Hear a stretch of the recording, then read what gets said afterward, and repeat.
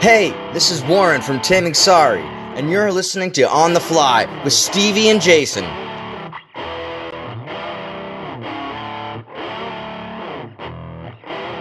You are listening to On the Fly.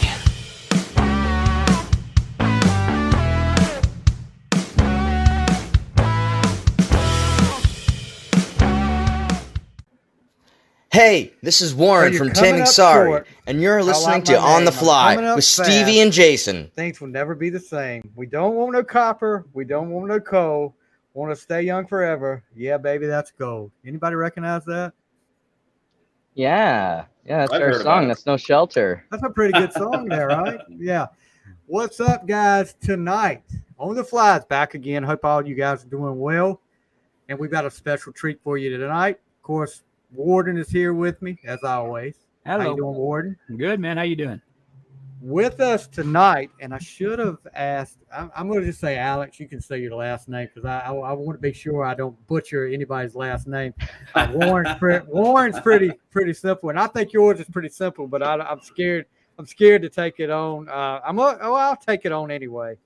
Let me read this. Alex Pellerin. Oh, you got it. All right. Right on the money, Stevie. All right, we got Warren Meredith, who is, he's going to be like the Tom Hanks of the show from Saturday Night Live, the five-timer. He's getting close. This is his third time. So Warren Meredith, the lead singer for Taming Sari, and Alex, I'm going to say it again. Come on now.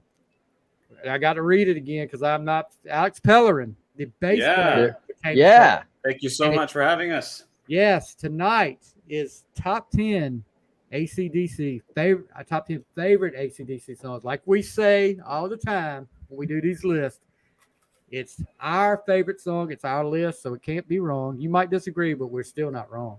As Stevie does all the time with my deep tracks and not the popular hits. Oh yeah, So, I can't wait to hear yours tonight. mine. I was telling you, mine's going to be pretty. I think pretty good. This is going to be a little different than the Motley Crue one, so I think the guys will know this one. They look like a couple educated rockers. So there's probably going to be one that all you guys are like, what is that song? I've never heard that song before.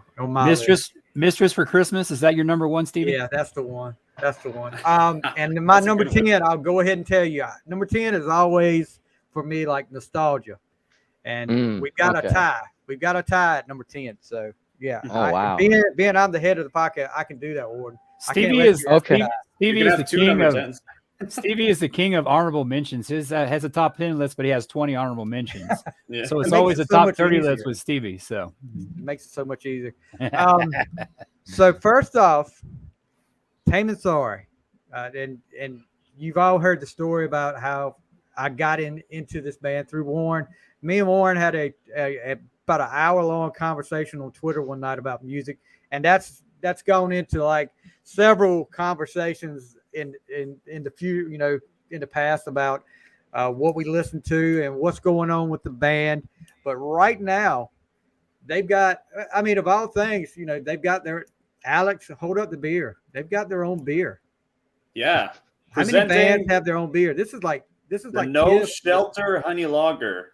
And this is an actual can design that was made by our drummer, Adam. And we partnered up with a brewery and we got our own beer. And it's a honey lager from local beekeeper. It's local, unfortunately. Like, I wish we could ship it worldwide right now, or at least to the States, but we're not quite there.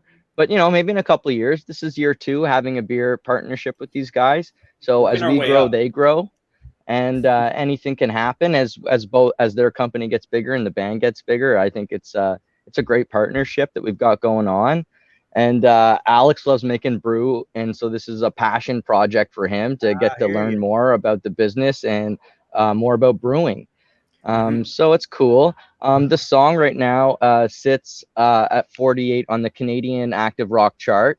And the more stations that add it, like if 1 or 2 more stations add it, it will break top 40. And that will be 2 years in a row that we have a song that does that here in Canada, which would be really special for us because Crazy hit 35. Crazy, yes. And we would love to have No Shelter do the same or even better. But, we've got another song up our sleeve that we're going to release in October. So we're almost at the point of full prep mode to get ready to release that.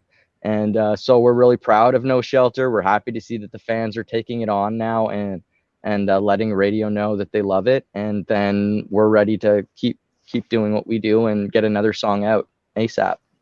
I got a question about, like, you talk about top 40 and stuff. I don't know about how it is in Canada, but the top 40 in the US is like, there's not a lot of rock in there. It sounds like Canada's pretty active with the rock scene. Am I getting that right? That it's a lot more popular maybe in Canada than it is in the States?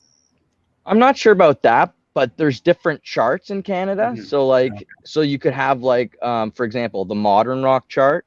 We're not on that at all. Or the classic rock chart. We're not on that. What's interesting about the alternative rock, what's interesting about the active rock chart is I saw that Metallica was charting again with and Enter the Sandman. Oh, yeah, Master Puppet. No, that's it. Master Puppets. Yeah, and they were charting again, like way up high on the chart. And it could be because of Stranger Things, right? Yeah, it's got to be. And like Ozzy's #1 right now on that chart that I'm referencing. Black Keys is up there. So when you're on that chart, it's awesome because you are with all the American bands, the British bands, all of that, the Aussie bands. You know, you get to be with the world. And Canada's cool because they do feature CanCon, like the CRTC, which is like a regulatory board here in Canada. It regulates that there needs to be a certain amount of Canadian music represented on the charts, because otherwise we would just get blown out. You'd never hear anything Canadian. It would just, you know, financially it's hard. It's really difficult to compete, you know, especially without a label, which is what we do. We're independent. So I think that makes us doing the charting thing even cooler or rarer these days. But we've made some great connections that want to work hard with us. I remember back in the day, I used to read Kerrang when like kind of I'm 50, so I'm probably a little bit older than you guys, and like in the, you know, they would talk about, you know, you would see the charts over in the UK, like where you guys are headed. They still have stuff from like, I mean, it's weird. The Beatles are still on, or the Stones. This is like in the late 80s, early 90s. So it seems like Canada's kind of charts more than like the US seems to be more about the latest flavor of the month. You guys seem to have more substance like the UK. So I think I'm in the wrong country. I think I need to move to Canada. You have to look at the number of stations. Just in the summertime though, not the winter. I'll just let you know, like Canada, like it's a cool country, but we're not that united these days, you know. Not to get into politics, but we've got our differences the same way down days. here. It's the same way. I think that's worldwide, bro. Yeah. Basically, the number of stations in Canada is much lower than the number of stations in the US. So the way the chart works, it's really how many ads do you have to radio stations? How many spins do you have? So by having less stations, it's, you know, if you get an ad, it's worth more because there's less to get, right? So it's all a calculation for these charts, and it's basically a point system. Gotcha. Depending on how many spins you get. Like we're on rotation with Rebel 1017, which is a local rock station that's been really, really supportive to us. And since we're on rotation on that station, we're, you know, like it's pumping up our numbers. And so we're just waiting for that to happen. That first ad. There's that important critical ad where they've got us playing 2-3 times a day. Yeah. And you can build off that, you know, tell other stations, look at Rebel, they're pumping this song, check it out. And so we've been lucky that way. That's great too, because local radio here, they play the same stuff they played 15, 20 years ago. It's like it. I mean, it's great though. I mean, I don't listen to radio. I listen to Sirius or Apple Music, to tell you the truth. But Stevie turned me on to you guys. I got you in my Apple playlist. I'll be checking you guys out further, man. I'm looking forward to it. Yeah, awesome. We would love to get on Sirius. That would be fantastic. Oh, that would be We're serious about it. We're serious. Oh, hey, look at that vinyl. Yeah. Hey, man, look at that. Right there, right there, bud. I told me and Alex were talking about before you got on that it's a shame we couldn't have autographed it for you. I said, well, we can work on that. We can work on that. We'll have to come down. Okay. Send a case of beer with the autograph. Yeah. That too. Beer with you. One of the things that me and Warren had talked about the first time, I think it was the first time Warren was on, was, the whole COVID situation and how that was affecting you guys. And the fact that, knock on wood, we seem to be through it. Things seem to be a little bit better. And you guys got through it and are still intact. And as a matter of fact, you're gaining momentum as we speak. So how tough was it, though, during that COVID time? I know me and you talked about it, Warren, how tough it was for you guys not being able to do anything, especially up there in Canada where they had shut. I mean, I know when me and Warren talked the first time, they had shut everything down. Correct. So how tough was it on you guys? Well, it was a very difficult time, and just to get together was difficult because we had band members in another province, and what happened is that they had closed the bridges. Like basically, there was police enforcement on bridges. You couldn't cross. I couldn't go see my parents. Wow. I couldn't. The band members had to be back at a certain time because there was a curfew. So just first of all, getting together was not possible. So now it's like, how do you sort of flip that into a positive situation? We're like, okay, well, let's go to writing, right? Let's track. Everyone needs to have like a home studio tracking device, like a little audio box or Scarlett, and we wrote some music. And whenever there were times that we could go to the studio in Toronto to record a single, we did, and we tried to keep as positive energy as we could. Like we did Loving Way during that time. We did Gone and Run Away. At the back end of everything, we did Crazy and we did The Imposter. So that was still, during the COVID times. So a lot of our stuff was just like, creativity driven and just getting opportunities doing live streams. We did one for charity for November. And we also did one with with the city, the Ottawa Music Industry Coalition. So we just we found ways to just keep it together. And also there was some money in these live streams because there was relief funds. So we kept it going that way. Yeah, there was life funds if you wanted them. Yeah. Mm-hmm. And like Alex said, because we live in Ottawa, so the way the geography works here is Ottawa is right on the border of Quebec. So you've got Ontario and Quebec, which are massive provinces. Like they're both, they're huge, right? But I don't know if they're Texas big or what, but they're around, they're in that world. So, the border has Ottawa, which is the capital of the country. And I think it was put there originally because there was so much tension between the French and the English. And it's right there. So the bridge is there. So you can go over and back and forth over this bridge. And so we've got band and practice on the Ontario side, or we used to practice on the French side, in Quebec. And I used to drive 35 minutes to get to jam. I go over the border every day, Wow. But during COVID, there's completely different restrictions between the two provinces. And Quebec started having these harsh enforcements of curfews. So it was 9 o'clock, that's it. And so we had to set our jams up weird because we have people that live in Miguel, our rhythm guitar player, lives in Quebec. He lives on the Quebec side. So we had to, juggle that. And it is kind of fascinating how it worked out that way. But that's the way our geography works is we are like a 50-50 band where we've got people from Quebec, we've got people from Ontario. And got francophones, got anglophones.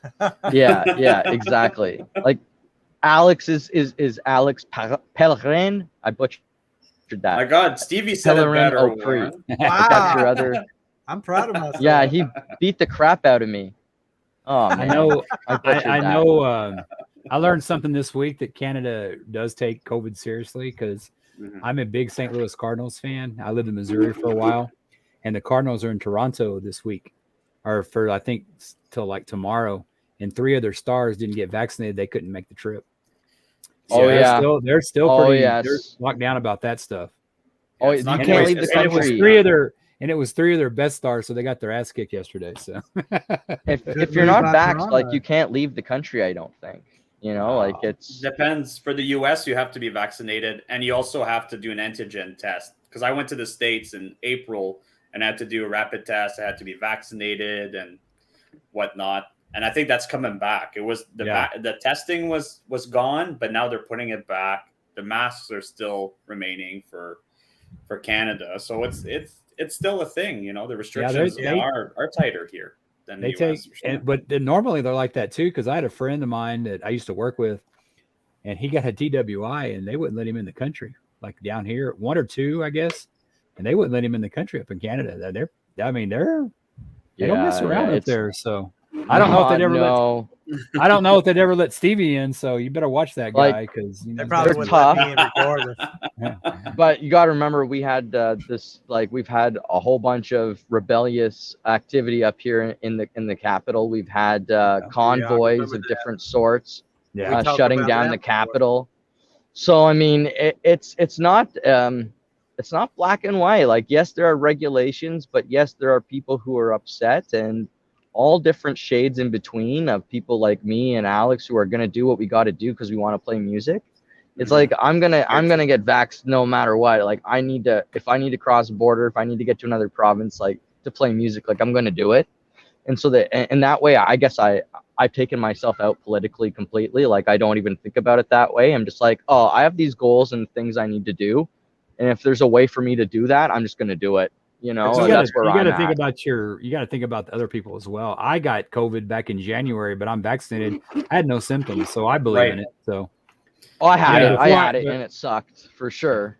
Of course, before I got vaccinated, I had a full head of hair, and I was about 20 years younger. So, Blame that on COVID.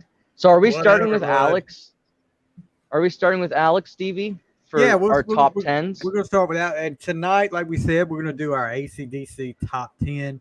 Of course, if you don't know who ACDC is, you've probably been living under a rock for the last. Oh, I'm on the wrong podcast. This isn't the Miley Cyrus one? Stevie, you lied to me. The last almost 50 years now. They're coming up on 50 years. They started the same year I was born. So 1973 from Australia. And man, we talked the other night about, we were talking about bands that I think we were talking last night on the video chat about bands that scared you. And honestly, I did not think about it. Yeah, ACDC kind of scared me back when I was a kid. The Kiss didn't scare me now. I could handle the fire-breathing demon, spitting blood all over the place. I could handle that. Oh, yeah, I love that. But, ACDC, and I think that was just the reputation with people talking about them. Oh, yeah, they're satanic, highway to hell. Right. The satanic panic kind of era, Can I ask you guys, how are you guys? Oh, we're 29 for life. I know you're 50. We're 29 for life now. You guys in your 20s or 30s or what? 21 plus 10. 30s. We're in our 30s, I think. Me and Stevie lived through the satanic panic, and we're actually going to do a podcast on it. Really? Yeah. Nice. Yeah, because a lot of this masking and all that stuff. A lot of that anti-rock stuff, you look at how on YouTube, like in the late 80s, I had to watch that stuff. I think we got to bring it back. That's what made me a Kiss fan. We need that enemy. That's what made me a Kiss fan, is seeing Gene Simmons put those preachers to shame. He knew more about the Bible than they did. It was great. It had a direct opposite on me. We need the parents to tell kids it's bad again. Like, the rebellious part of rock is, in a way, needs to come back, and I can see it. I can see certain artists trying to provocateer that, but you got to be authentic. Like, there's never going to be another Alice Cooper, so you just got to be you, and be different. Add to the tapestry, because you're not going to be AC/DC either. Mm-hmm. And there are a lot of bands who try to do that. And, I don't know if you can really shock anybody anymore. I mean, I see stuff on there, and I know I'm getting old, because I'm just like, some of it I'm just disgusted by. I'm like, ugh. Yeah. Marilyn Manson, Rob Zombie, those were the kings of it in my childhood. Yeah. But some of it just gets so, like, it's like, I don't even like the Plasmatics back in the day. I didn't understand. Blowing up stuff. Like, But Warden always thinks it's funny, because I talked about my mom was so supportive of me listening to Kiss since I was 5 years old. Never had a problem. But guess what? Rod Stewart. My mom was like, "No, you're not going to listen to Rod Stewart. That if you want my body and you think I'm sexy, yeah." It was like, she was like, "No, we're not doing that." That's like the ice cream. That's hilarious. Kiss, That's hilarious. and you think about that was some of the our lyrics to that the was Kiss our songs. first podcast together, and I learned so much about Stevie. Yeah, just from what his mom wouldn't let him listen to. It was funny. you know, it'd be funny if I was singing "Take Me" as a 6-year-old. Put your hands in my pocket, grab hold to my rocket, and my mom would be like, "Well, yeah, okay, all right, whatever." Okay, But that's if work. you want my body in, you think I'm sick. Oh no, we can't literal. do that. It's Yeah, too literal, right? You gotta hide it a bit. No, you didn't know what you were reaching in your pocket No, for. heck You know, your no. mom was I like, had "That's no totally idea. cool. Whatever. You want No. to grab a rocket? That's cool. But pocket not thinking rocket. his body's sexy. This Or the and one that. about your angel spread your wings, let me come inside. Gee, what's that about? Yes, stuff like that. Yeah. It's all about religion. And the second coming of Jesus. So Stevie, are we gonna do it like normal? Like if there's a repeat, we'll just like say it later and not like Yeah, really we'll just talk till about then. it later. If there's a repeat, when it comes up, we'll talk about it There's later. gonna be repeats. If there's not, then I'm gonna be really, In really the top shocked. 5, I gotta see the top 5s being really close. I'm interested. That's what I'm really interested in seeing, how close the top 5s line up. I think you guys are gonna be surprised. One of the songs I didn't rank as high because, and me and Warden talk about it. Fatigue entered into this one for me at least. But Yeah, like we did the Motley Crue the other day, and I had a couple on there Stevie didn't think fit in the top 10.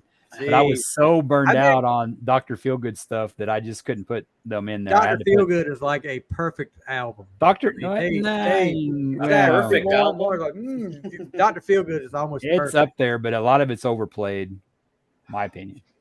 So you put That's fight. good. For I had to Right, fight for your Theater right. of No, Pain, Theater of number Pain is 4. vastly underrated. Vastly I underrated. didn't Pain is say great. nothing. I didn't say Yes. anything Pain about is Theater of awesome. Pain. Theater of Pain is awesome. That was Yeah, the but I first- told you, Stevie, that those songs that they could have done, but that's the song I'm listening to now because that was my first album when it came out. Yeah, and that was more nostalgia for you, I think. Yeah. Like this was gonna be for me. All right, so we're gonna kick it off. We're gonna let Alex go first. Alex, you start off at number 10, bud. Okay, well, all right, here it is. Number 10. Hell's Bells. Boom. Wow, Wow. Right Yeah. away. Wow, that's a deep. Wow, that's a. that's another one of those scary songs back when I was a kid. You know, Back in when I was 15 that was a years great old, I had the Hell's Bells t-shirt, and like people in high school were like, "Who the hell is this guy?" Because I used to be like kind of like the class nerd and everything, and Still I had are. glasses You and still are. yeah, whatever. And then He's like not a nerd. He can make beer, Warren. You don't need to be picking on Yeah, him. no kidding, right? I can make bread, I can make beer. I can make anything you want except build a house, or I don't know. But yeah, I had that T-shirt, and yeah, that was sort of like the start of like me getting into like that rock phase, like So that's my number 10. Just as I wanted to say honorable mention, but apparently that's not a thing, or there's too much We'll of them. talk about that after it's over. We'll Yeah, come Stevie back will to have honorable his- mentions. Stevie will have his list of 30 honorable mentions at the end of the list. So I've got some over here, bud. See? I've got some over here. it's building as we Yeah. go. Oh, I didn't put that one down there. Yeah, I'll probably start adding as y'all go. If y'all got some Yeah, stuff I didn't exactly. think of. Yeah. So, All right. Hell's Number Bells 9. from Back in Black, classic album. You Great can't song. Go wrong with that album. No, so you Warren, who you got, buddy? I got a whole lot of Rosie as my Oh, yeah. number 10. Yeah, I just Bon think it Scott. packs a whole lot of punch. Yeah, I love the Bon Scott. I've got a several of them. Yeah. Yeah. Me and Warden, me and Warden talked about it, and Warden was talking about his list. He wouldn't give me what his list was. Of course, I didn't want to hear it, but he said it was five Vaughn and 5 Brian, Brian and 5, and mine is probably which is 6-4. very weird because I became a fan with the Brian era, and I went Yeah, back and listened same. to the Vaughn era. Yeah, I mean everybody my age. I mean, because I was a Kiss fan. That was kind of odd to be a Kiss fan at 5 years old, but then it would have been odd for me to be a ACDC fan at 5 years old too. But I'd be dressing up like in schoolboy clothes all for Halloween. But you still do that on a weekly basis, Stevie. Yeah. Yeah, It's he not- probably I'll do that does. on the next podcast. Yeah. I'm disappointed. Where's the outfit tonight, Stevie? Yeah. Yeah. You got your Angus. Angus. I got my costume Angus. somewhere. It's in the closet back there. So. I'm repping Okay, mine, all right, dude. fair enough. I went to Yeah, an, there I you went go. I went to an 80. Look, I went. What's I- more important? I'm repping you guys. Taming Sari, yeah. I went. I'm neutral. I'm just doing Fender. Fender. Oh. I In went the to US. I went to a You want last the minute sponsorship? I went to a last minute New Year's Eve party here, and they're like, "It's 80s." It's like you love 80s, and it's like I was gonna go get a wig, couldn't find a wig. It's last minute day of. It was like all you can drink, so I got to go. So I picked on the ACDC. So hey, that's 80s. All right, Warden, let's hear yours. This ought to be Okay, good. this is probably the one I was talking to you about, Steve. It's gonna be a little different.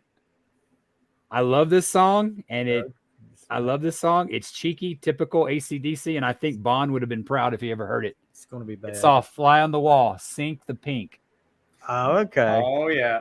That is a great deep track that Fly on the Wall got a lot of hate, and of course it wasn't as good as For Those About to Rock or the previous Fly on the two. Wall was a bad. I liked it. I liked some of them though, but Sink the Pink, that song what it's about. I was a 13-year-old kid. No, you don't have to tell me what this is about. I know exactly what it's Even about. just the title, Yeah, I think it was. It was kind of obvious. But I always think that if Bond would have heard this, he would have go, "Yeah, I can." I think Bond would appreciate it because how Bond was tongue in cheek about a lot of stuff.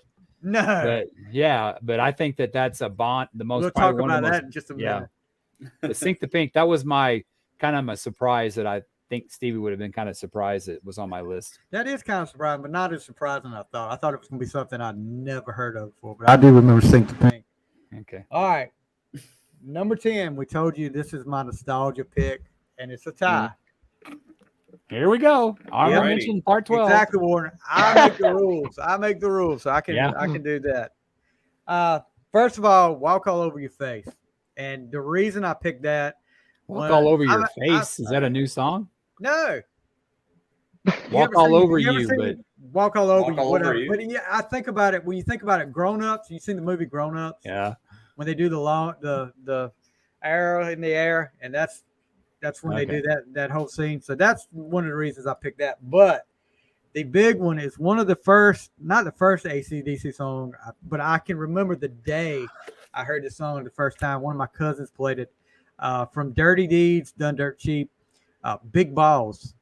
I mean, the double entendre of that whole, my balls are always bouncing to the left and to the right. You just took my celebration of testicles, spectacle of testicles. Me and Steve got a lot of chemistry when we talk about, our songs, Big Balls and Sink the Pink going together. That's how inept we are together. Yeah. But Bon Scott with Big Balls. When I heard that, I was like, oh my. That's a funny song. It's great. It's a revelation. Great song, but Bon Scott, Big Balls and Walk All Over You is my number 10. I don't know why I said face. Maybe I was thinking of Walking All Over Your Face, Warden, or something like that. With your big balls, Stevie. With my big balls. Got big balls. All right, Alex, you're number 9. All right, I'm going with Can't Stop Rock and Roll. Stiff Upper Lip. Rock and Roll, yes. Yeah, I know you got. Yeah, that's newer stuff. Yeah, that's a good one. Yeah, I was actually a guest on another guy's podcast. This has been probably a couple years ago, and we talked about how many songs AC/DC does with the word rock in it. And there's a few. When he asked me, he said, "Okay, I want to bring you on. I want to talk about all the songs AC/DC does with rock in it." And I'm like, okay, yeah, that's no big deal. And I got looking, I was like, holy crap, there is a ton of them. And Rockin' a Hard Place. You can't stop rock and roll. I'm thinking of Rockin' a Hard Place and Rock or Bust. There's so many of them, but Can't Stop Rock and Roll for Stiff Upper Lip. Okay, I got you there. All right, Warren. Okay, so what I love about this song and about AC/DC is their ability to make a chant chorus so powerful, and they don't even have to necessarily say something that's that mind-blowing, but it becomes mind-blowing. So Dirty Deeds Done Dirt Cheap is definitely number 9 for me, because it just shows what a chorus can do when it's just a dirty chant. I was actually at the gym this afternoon, and I had my AC/DC playlist up, and that came on. I was like, yeah, that was just a classic song. That was one of the first songs I remember hearing from AC/DC. And Bon Scott was on his game on that one. and you hear that evil voice talking about cyanide. Yeah. High voltage. High voltage, yeah. And what was it? Another thing. Yeah, that right there. Yeah, when he does the laugh at the end or the growl at the end. Yeah, it's so freaking awesome. We'll probably be talking about that a little bit later. Yeah, we probably got strikes. ACDC's gonna shut us down. Angus is. It's okay. We're not on YouTube. Sorry, Angus. But so Dirty Deeds is your number 9. Warden, here we go. Stevie, you're the Nostradamus of the podcast. My number 9 for those about to rock. Ah, nice. I saw ACDC one time in my life, and it was right before my Cowboys beat Stevie's Steelers. The 1996 Super Bowl was the night before. So it's been too long since I've seen ACDC, and my Cowboys have won a Super Bowl. Yeah, but they did this with the cannons and stuff. I mean, I've seen Kiss millions of times, but when they do this song live, it is freaking remarkable. It's just awesome. And it's just the an crowd's epic going. song. Yeah, it's a great song. You can't say anything. It's just like, okay, fire. We salute you. And you got the front, and they had these like 4 or 5 can. I guess it was the Razors, not the Razors. What came after Razor's Edge? What was the 96? That was Cover You in Oil was on that one. Ball Buster? I think they had the big ball. I'm trying to remember. 17 albums, 1996. So many albums. I'm trying to, let's see. That was Ball Breaker. Ball Breaker. Yeah. That's the one I saw, and they had the big balls. Like Stevie would have been proud. The big balls up there. And they had the big cannons, and it was a great show, man. It was awesome. Yeah. Yeah. But for those about to rock, another song with rock in it. So. Yep. I'm telling you, there's a ton of them. You wouldn't believe how many there is. So, my number 9 is going to be one you guys probably hadn't heard of. If you have, you hadn't heard it so long you don't remember it. It's from Blow Up Your Video, and I remember hearing this the first time. I was at. Yeah, look at Warden already laughing. Anyway, that was you're the one that bought that album, huh? When it came out.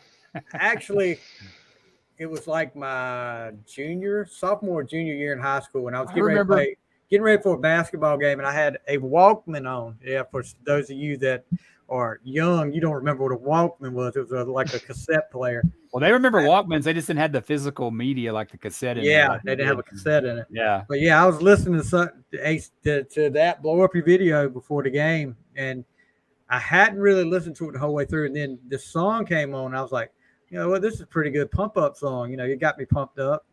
Played pretty good that night. So I was like, yeah, this is a pretty good song. Two's Up. I don't know if you guys ever heard that song or not. I've heard it, but it's been so long.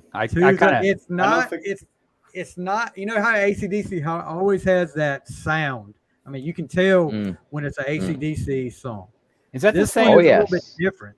Is that the same song with Heat Seeker, or That's the Way I Want to Rock and Roll? Is that the same album, Blow Up Your Video? That's Heat Seeker is the first track, I think. Yeah, because I kind of tuned them out then that time.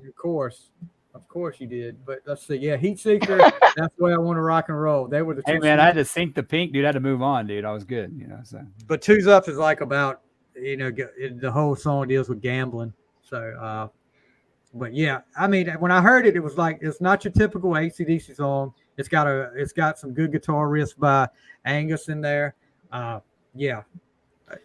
Out of all the ACDC songs in the world, cut for you, Warden. You have to pick something. Who do I sound like? Oh my! You give me crap for Fight for Your Right, and you pick a song that probably nobody's ever heard. Exactly. I'm trying to pattern myself after you. I want to be like you when I grow up. I guess trying to be sophisticated. I get it.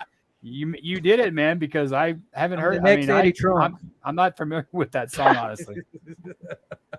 I can check it out. I'll check it out, though. I'll check it out. Give it a listen. I'll go. So that's my number 9. I won't give you a hard time for it because it's your list and it's not wrong. Nah, we can't judge lists, that's. I'll still give you a hard time by Torpedo Girl, though. Leave Torpedo Girl alone.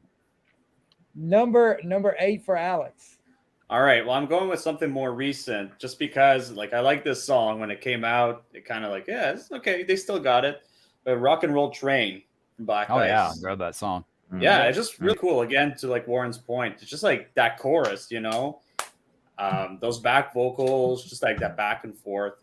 It's really cool. I was jamming that song and it came up, and I was looking back when it came out. It was like, what, 2010? Oh, God dang, that was that long ago? I was like thinking it was more recent. 2008? Black Ice? Yeah, that Black far, Ice. I mean, it was farther back than I thought it was. Something I was like, that? oh, that song came out a few years ago, and it 20. was farther back than I remember. 2008, I guess. Yeah, that was the Black Ice was the what Walmart's exclusive. Wasn't that what Black Ice was? They only sold it at Walmart at first. They played the hell out of that song. That song was like another hit from hell. It's great though. I loved it. Yeah. And yet another song with the word rock in it. Yeah. So, And rock here and we go. Rock and roll and train. Two things that are just like right. Runaway Put train. them together. David Allan Coe song here. And it's not a runaway Night train. Yeah. Night Train. Yeah. Okay. Warren, number 8. Let's go with Shot Down in Flames. Oh yeah. I think to go from a chant chorus to a tail chorus is really kind of interesting. It's harder to pull off, but they do it really well, and it's memorable. And what I like about it is like every rock band in the world writes this song, or they try to. And then they think they came up with the lyrics. They'll go, oh, I came up with these sweet lyrics, we're shot down in flames. And someone turns to them and go, that's ACDC, man. Like it's one of those songs that I think is emulated by a lot of rock bands. And you know why a lot of rock bands write that? Because every dude's been shot down in flames. Oh, yeah, totally.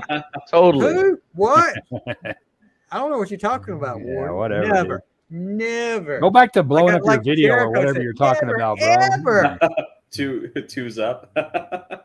Who's up? Yeah, I've never been shot down in flames. Whatever. All right, Warden, let's go to your number 8. My number 8, Here we and go. I'm real bad about this, not knowing what album it is off of, but this album, but this one it's older. It's Bond. It's my first Bond pick. It's got a slow start, kicks in, and doesn't stop. And I don't know if it's about a fight or about love. It's called Livewire. It just starts out, slow. I mean, I'm the man to be. I mean, are you like trying to fight me or are you trying to love me? I kind of don't know where he's coming from on this one. Because it's just, a Livewire. He's a Livewire. He's a badass, or he's great in bed. I don't know what. I mean, I this one was always. Huh? I want to see where that comes from, so I don't want to check it out because I don't. Livewire. I don't think it's on Highway to Hell. I think it's on. God. It's not on Power. It's Let There Be Rock. Let's see. To Let There Be Rock. I didn't It's write on High Voltage. High Voltage. That's what it is. Yeah. Okay, yeah, he's got it. 76. That's like the 3rd album, dude. That's really early. Yes, sir. Okay. Livewire, that's not too bad. Livewire. Yeah, that's a good choice. Yeah. All right. So my number 8, and this will probably get me chastised right here because it's Here we go. I like the song they haven't released yet that you haven't heard. Okay, thanks, Steve. No.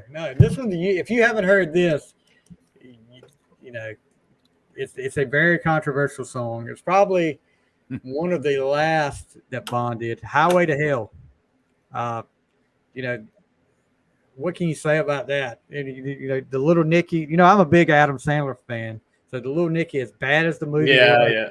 I love the movie. That was a good movie. It wasn't a Highway to bad Hell. movie. Yeah, but I loved it. I know a lot of people. I That was loved my it too. I childhood. loved it. I love that A lot movie of people so give it a much. hard time. Especially when they play Chicago backwards. That's great. I mean, it's Yeah. like Yeah. Chicken. you think it's Popeye's chicken's fucking awesome, Yeah, man. the you best think it's part. gonna be like Highway to Hell, but it's actually If You Leave Me Now by Chicago. I mean, it's like Yeah. That's great, with yeah. Ozzy coming out there. Get him in there. Ozzy had one line. That was all they could give Ozzy. But yeah, the Highway to Hell.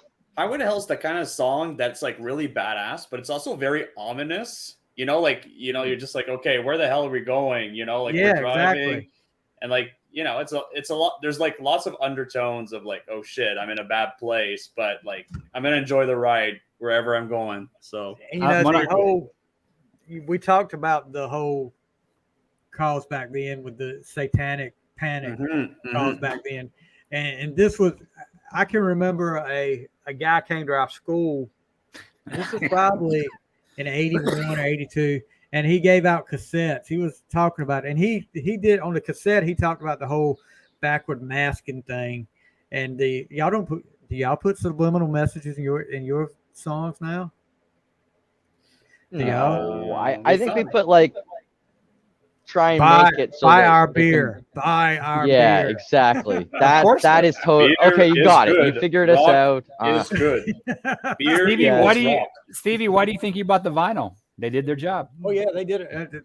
And I don't want to. You can play it backwards and roast it. You remember the old movie they did back in the what? It was in the 2000s, the Josie and the Pussycats movie, where they had the whole subliminal messages and all that. Where this is what you need to be buying. I was like, yeah, I guess Warren and them did it. That's why I bought the vinyl and the T-shirt. But yeah, that was one of the things he talked about was Highway to Hell, and the cover of Highway to Hell on the back of it when they had the devil's tail coming from Bon Scott. Yeah. All the flames going on, and they were all talking that about stuff. well, Bond had a choice, but he ended up in hell. I mean, it was just crap like that. If you even listened to it, you were going straight to hell. And you know, I listened to ACDC, I listened to Kiss, which was Knights in Satan's Service, apparently. No, And it's Keep It Simple, Stupid. I think I've turned out okay. I haven't been worshiping any devils or anything here, so I'm pretty good. So my number 8, Highway to Hell. The pretty good part, I don't know. Hanging out with Warden though, so I was pretty good till I started hanging out with Warden. You talked about Josie and the Pussycats, so I don't know what that came from. Don't down Josie and the Pussycats. That's that's a guilty pleasure for me. Did you see those girls in that movie? They're cartoons, dude, aren't they? No, the movie, dude. I remember the cartoons from back in the day. Weren't they cartoons originally? Yeah, it was a remake. Okay. You're forgiven. All right, number 7 for Alex. All right, number 7, we're going to Jailbreak. Jailbreak. So basically, I remember, watching this video a long time ago, and it's just like this live footage of ACDC. I don't remember what show, but it's just like Angus ripping the solo and just going into Jailbreak. And I'm just like, oh man, that's such a great song. And it's very powerful, all in the name of liberty. Yeah, I don't know. It's a great song. That's messed up, Alex. My number 7 is Jailbreak, man. And his back. Wow. So number 7 is also Jailbreak, and mine is because chorus. I'm trying to do this based on chorus elevation here. And I think Jailbreak is like the next level chorus here, where you've got so much going on, building to it, and it's just a lot of fun. Once you get into that chorus, it's like being on an amusement park ride, I think, with this song. Oh, so it's but cool that we both saw it at number 7, Alex. That's awesome. Yeah. You don't have that happen. We're connected. All right, we are. What you got at number 7? Don't tell me Jailbreak. Number 7. My number 7, and I know this is on Stevie's list because it mentions Texas. Oh God, no! It's probably the newest AC/DC song that I have on my list, and I was in high school when this came out 30 years ago. That's not pretty. I got one of my next to Highway to Hell, one of my favorite Angus solos, and that's Thunderstruck. I love the beginning because they play that I think the Cowboys actually came out to it one time. Like when was it a game? That's another reason Stevie won't like it. But it's just that and plus they got a bald drummer in the video, so I love that solo. And they talk about going to Texas. We went to Texas. We had some fun, and I think it was my late grandmother when I was playing that for her, and she was always she would buy me my stuff, the Twisted Sister and all that stuff when I was a kid, and she goes, "Did they mention Texas?" I mean, she was sharp. She caught that. I was like, yeah, they do. And it's like, and I always think about her when I hear that, but I know that's not on Stevie's record because he hates all things Texas. So do you think just because the Cowboys came out to it, no other football team comes out to it? I mean, is that how egomaniac you got you Cowboys fans? Well, the other teams probably copy them. So. Oh yeah, like you copied America's team from the Steelers. We turned it down, so you didn't turn it down. That's a big urban legend. Oh, whatever. We didn't have to have our name as the Steelers. It was probably the mascot in the back turned it down. Probably not somebody that really was important. So you'll be surprised of where Thunderstruck is on my list. No, I know. I was just giving you. I'm busting your balls. I'm busting your big balls, Stevie. my balls are always bouncing to the left and to the right. Yeah, so Thunderstruck, I just love that. And that's probably the newest ACDC song I had, and that's like 30 years old. But when I first heard that, I was like, that's a kick-ass song. That was a great song. All right. So this is probably the oldest ACDC song I've got on here, but, you know, and in one of those choruses that you like, oi, oi, you know, you just love it. TNT. Oh, TNT, I'm dynamite. I mean, I didn't realize when I heard it, you know, because like a lot of us, I got into, I think my brother bought the Back in Black cassette, and you know, hearing that from top to bottom, you're like, you're kind of scared of it at first as a kid. You're like, oh, should I be listening to this? I might end up worshiping the devil or something like that. But you know, you listen to it, it's good. Then you start listening, going backwards, as you do with a lot of these guys, and to hear TNT, and I guess the older I got, the more I realized, you know, because I was always at that time with Back in Black, I didn't know the whole story about Bon Scott, but you hear these songs and Bon and them Bon and Brian kind of sound the same, and I was like, and then I found out, you know, it's Bon Scott, and I was like, okay, I need to listen to more of this Bon Scott guy, and I think you guys remember, I'm sure you remember. Well, you guys probably a little bit young to remember. You remember the Who Made Who, the Maximum Overdrive soundtrack, and that had a lot of Bon, that had some Bon on it. It had Ride On, and Ride On was like, that might be one of my honorable mentions, Warden, one of my 30. But yeah, but TNT, I mean, yeah, the older I get, I guess the more I appreciate Bon over Brian a little bit more. I hear, because at first I was hearing the whole, Bon's a whole lot better than Brian. And I'm like, you know, come on. I mean, no. But, you know, I can see where the argument comes in for Bon being better than Brian. But I still like, Brian was what got me into ACDC. So I guess I kind of stick with him. But yeah, TNT is my number 7 from the 75 album TNT. And what drummer was on that at that time? Phil Rudd was on that. So. Wow. Did you hear what Phil Rudd said about Kiss? That he never really got them because they were like clowns and stuff. That he said that, what was it, Aerosmith is the one that treated them good. And it's like, I'm not going to argue with him because he probably kicked my ass. Didn't he get in trouble for beating some guy up? Gosh, who cares? If he doesn't get Kiss, this is his own. Well, I mean, a lot of those bands, I mean, they're Australia. I mean, they're used to. Like, a lot of them did. A lot of them didn't get Kiss because as Kiss as openers blew them off the stage, and they were pissed off about that. Well, this is kind of the Black Sabbath kicked them off the tour because they blew them off the stage. Well, this is kind of when the other stages like Maiden and ACDC were probably blowing them off the stage because it was the Unmasked Dynasty. Okay, I'm not trying to get off track here, but we usually do. But But '88, the Blow Up Your Video tour. Uh-oh. Of all people, my brother went to see him in concert. You and him both, huh? No, I didn't go. Well, he was the only one that went. Who do you think the opening act was? And in '88 now. Guns N' Roses? You will never get. No, you'll never guess. I know that LA Guns opened them for him in '91. I wanted to go to that show, but I missed it. White Line. Can you see the White Line crowd and the ACDC crowd mixed together? Nothing against White Line because I like White Line, but that's two different. Yeah, but how different is that from Anthrax opening it for Kiss on the Crazy Nights tour? You talk about a mismatch. Yeah, that was. Yeah, that's worse than the White Lion thing. At least White Lion's got some kind of. Kiss don't have any thrashes though. Sorry. Because at the time, you didn't have the internet. You really didn't know who, and he didn't know who was opening for him, but.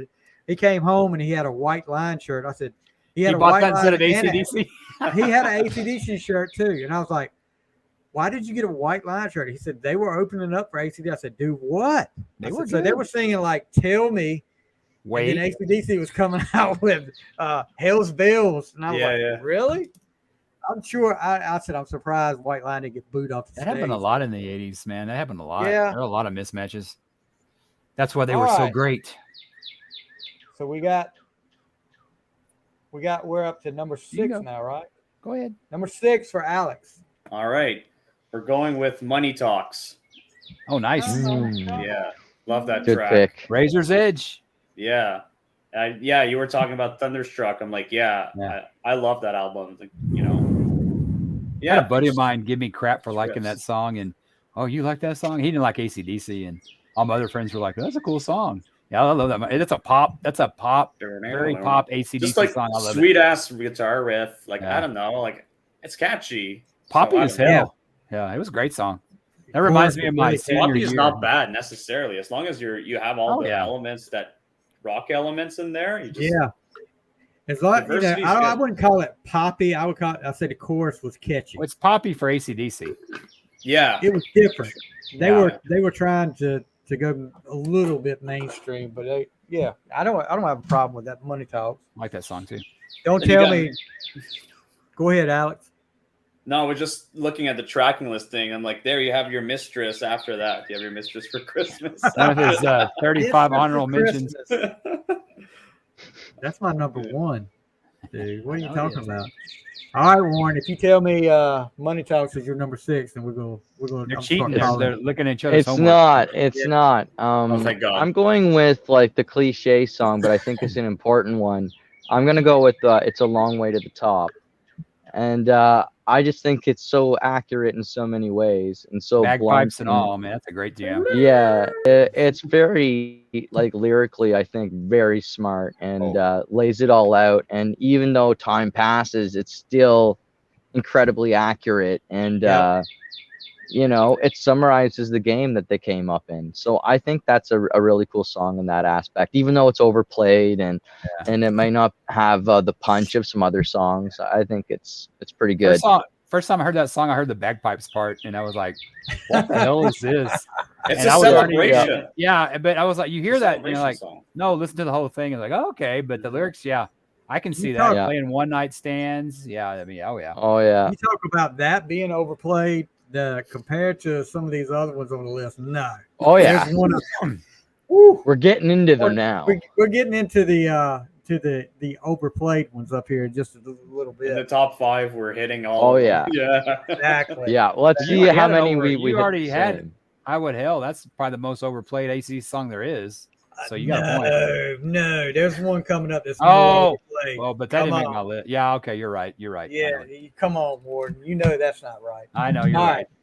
Number 6, Warden. Diamonds and Dust. This ain't a song about Vegas, is it? It's living the rock and roll lifestyle. Sin City. Sin City. I'll have to check that one out. I can honestly tell you I've never heard that song. Great. You never heard that song? No. ACDC card needs to be revoked. That is I don't have one. I love that song. Sin City. But I don't think it's about Vegas. I think it's just about the rock and roll lifestyle. The dog didn't even like it, Warden. Look at the dog by there. He's just a metaphorical city of sin. It's not Vegas. I'm going to Sin City. Yeah, that's a great song. I think it's on the same album as Livewire. I think they're like, what's that? It's earlier stuff. High Voltage. Yeah, I believe so. Like I said, I'm not real good about the early Bond stuff because I was more of a Brian guy. But yeah, Sin City. Check it out. Check it out, Stevie. I think you'll like it. I'll check it out. I'll check out any of these ones I'm not real familiar with. I'll check it out. All right. My number 6, we talked about the album a little bit ago. It's the title track from that album. And this was, Fly on the Wall didn't stick. No pun intended. Fly on the Wall didn't stick, and Sink the Pink didn't break the charts. But then when Stephen King came along and did the Maximum Overdrive movie and asked ACDC to do the whole soundtrack, the title track, Who Made Who? I mean, the chorus is catchy. Who made who made you? And to me, Angus does a great job with the guitar solo in that. It's a great guitar solo to me. But Who Made Who? And that was about the time when I really got die hard into hard rock. And when that Who Made Who soundtrack came out, you had to have it because it had the old ACDC and new. Yeah. I think they had such a catchy chorus. Yes, it is. Yeah, that was pretty good. That was kind of their first kind of a collection. So they had some good songs on there for, like, if you're a fan and you were in the Back in Black and you go back and listen to that, it's like you hear the Bond stuff. So it was a good collection. I agree with you, Steve. Yeah, because you didn't have Apple Music back then where you could just go to listen to whatever you want to. So this one was Or Columbia House, right? To go order it for Columbia You House. had Columbia House. Yeah, you had right. Columbia House where you could rip them off. But, The two guys are like Columbia House. What I the don't hell is know that? anything about that. I remember coming in the mail as a kid, and I remember being told it was too good to be true. Yeah, my mom told me that because I was like, I've got them. And look, this was like when I was 7 years old. I had change that I was going to send Columbia House to pay for the shipping. I mean, change I was going to put in an envelope. I said, I've got enough money for the shipping. Don't you remember when they had you would mail the penny onto the one? Yeah, but you had to pay for the shipping. That's what I got in. I bought my first Kiss album through Columbia House. I bought Asylum. And it was just out because I heard Tears Are Falling and around 86. And yeah, and I remember my mom going, Kiss? They're like from my generation. They're like, I know, but I like Kiss. So, but yeah, Who Made Who? Just, and that movie was filmed right down the road from me too. So Wilmington, North Carolina. So pretty cool there. Not the greatest movie, but a great soundtrack. It was a cool movie for the time. For the time, Emilio Estevez. Yeah, he's all right. Stephen King's always. I'm a big Stephen King, or especially back then was. Well, that makes me not like it. Is he from Texas? He's from Boston. Does he have he's from Boston, I think. Up there. Yeah, he is. I was just messing with you, Gordon. Number 5 for Alex. All right. Well, here we go. Back in Black. Wow. Yeah. So that song, when I was 15 years old, I was in a band called the Roadhogs, and we played this song, and we did like a home video of it, and it was the guitar players could barely do the riff, but I'm a bass player, so I'm just like, okay, guys, I can play the line, but yeah, that's Back in Black. I played the hell out of it on my boombox back in the day. I played that all the time. Yeah, I love that song. That is a staple because I coach football at the school I graduated from, and every year, at least once a year, we try to break out alternate jerseys. We go all black. Nice. And the first thing they said when we got the black jerseys was like, when we come out on the field, we need to play Back in Black. And I remember when we played it, there was some of the people in the crowd were like looking like, are they really playing ACDC? I said, we played freaking Thunderstruck. I mean, what are you talking about? Back in Black. Now, Stevie, were you the first? You're not the only people that put on black shirts and played that song now. Yeah. Not just your guys. Other teams did that too. I think everyone on the planet did that. Yeah. Like coming out. The Cowboys. Hey, the Cowboys didn't. Yeah, they got black alternative jerseys. Yeah, they do.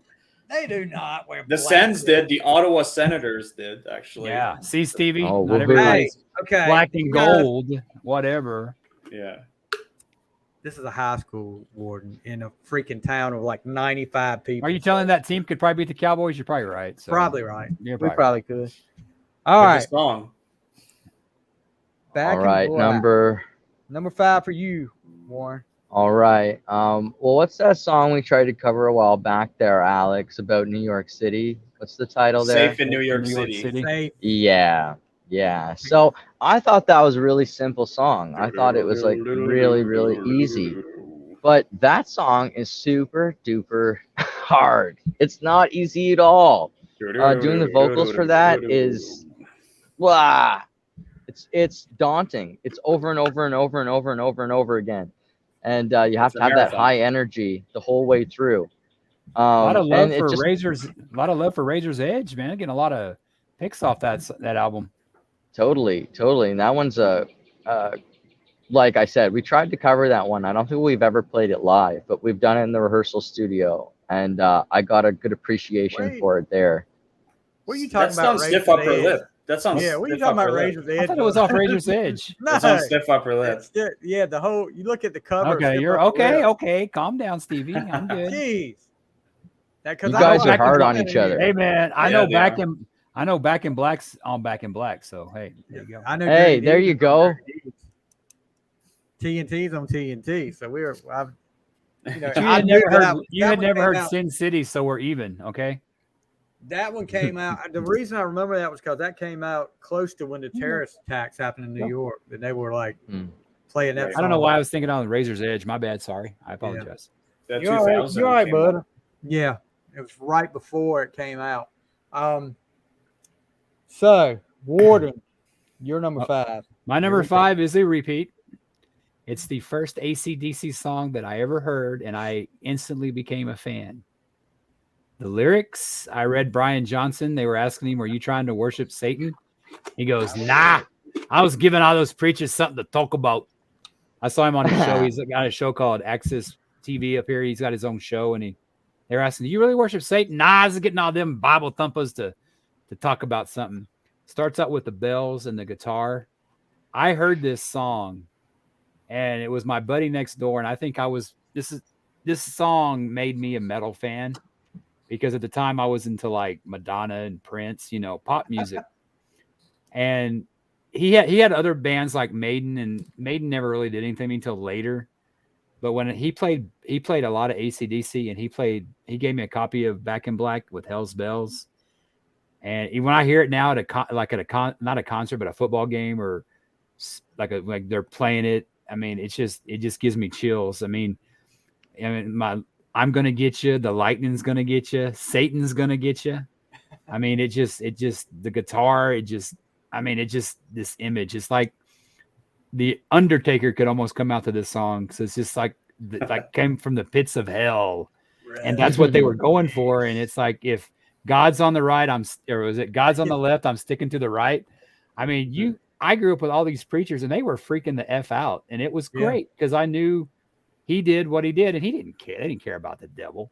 They just knew it sold albums, and to idiots like me, and been a fan ever since. My Back in Black is my favorite album of all time, and it all started with this song. But it's not quite my number 1. There's the 4 more above it that I like a little bit better, and I think it may be because of fatigue, but I still love this song, and I still listen to Back in Black at least once a month. You think Hell's Bells has got fatigue? It does for me because I listen to it so much. No, that one, no. But for me.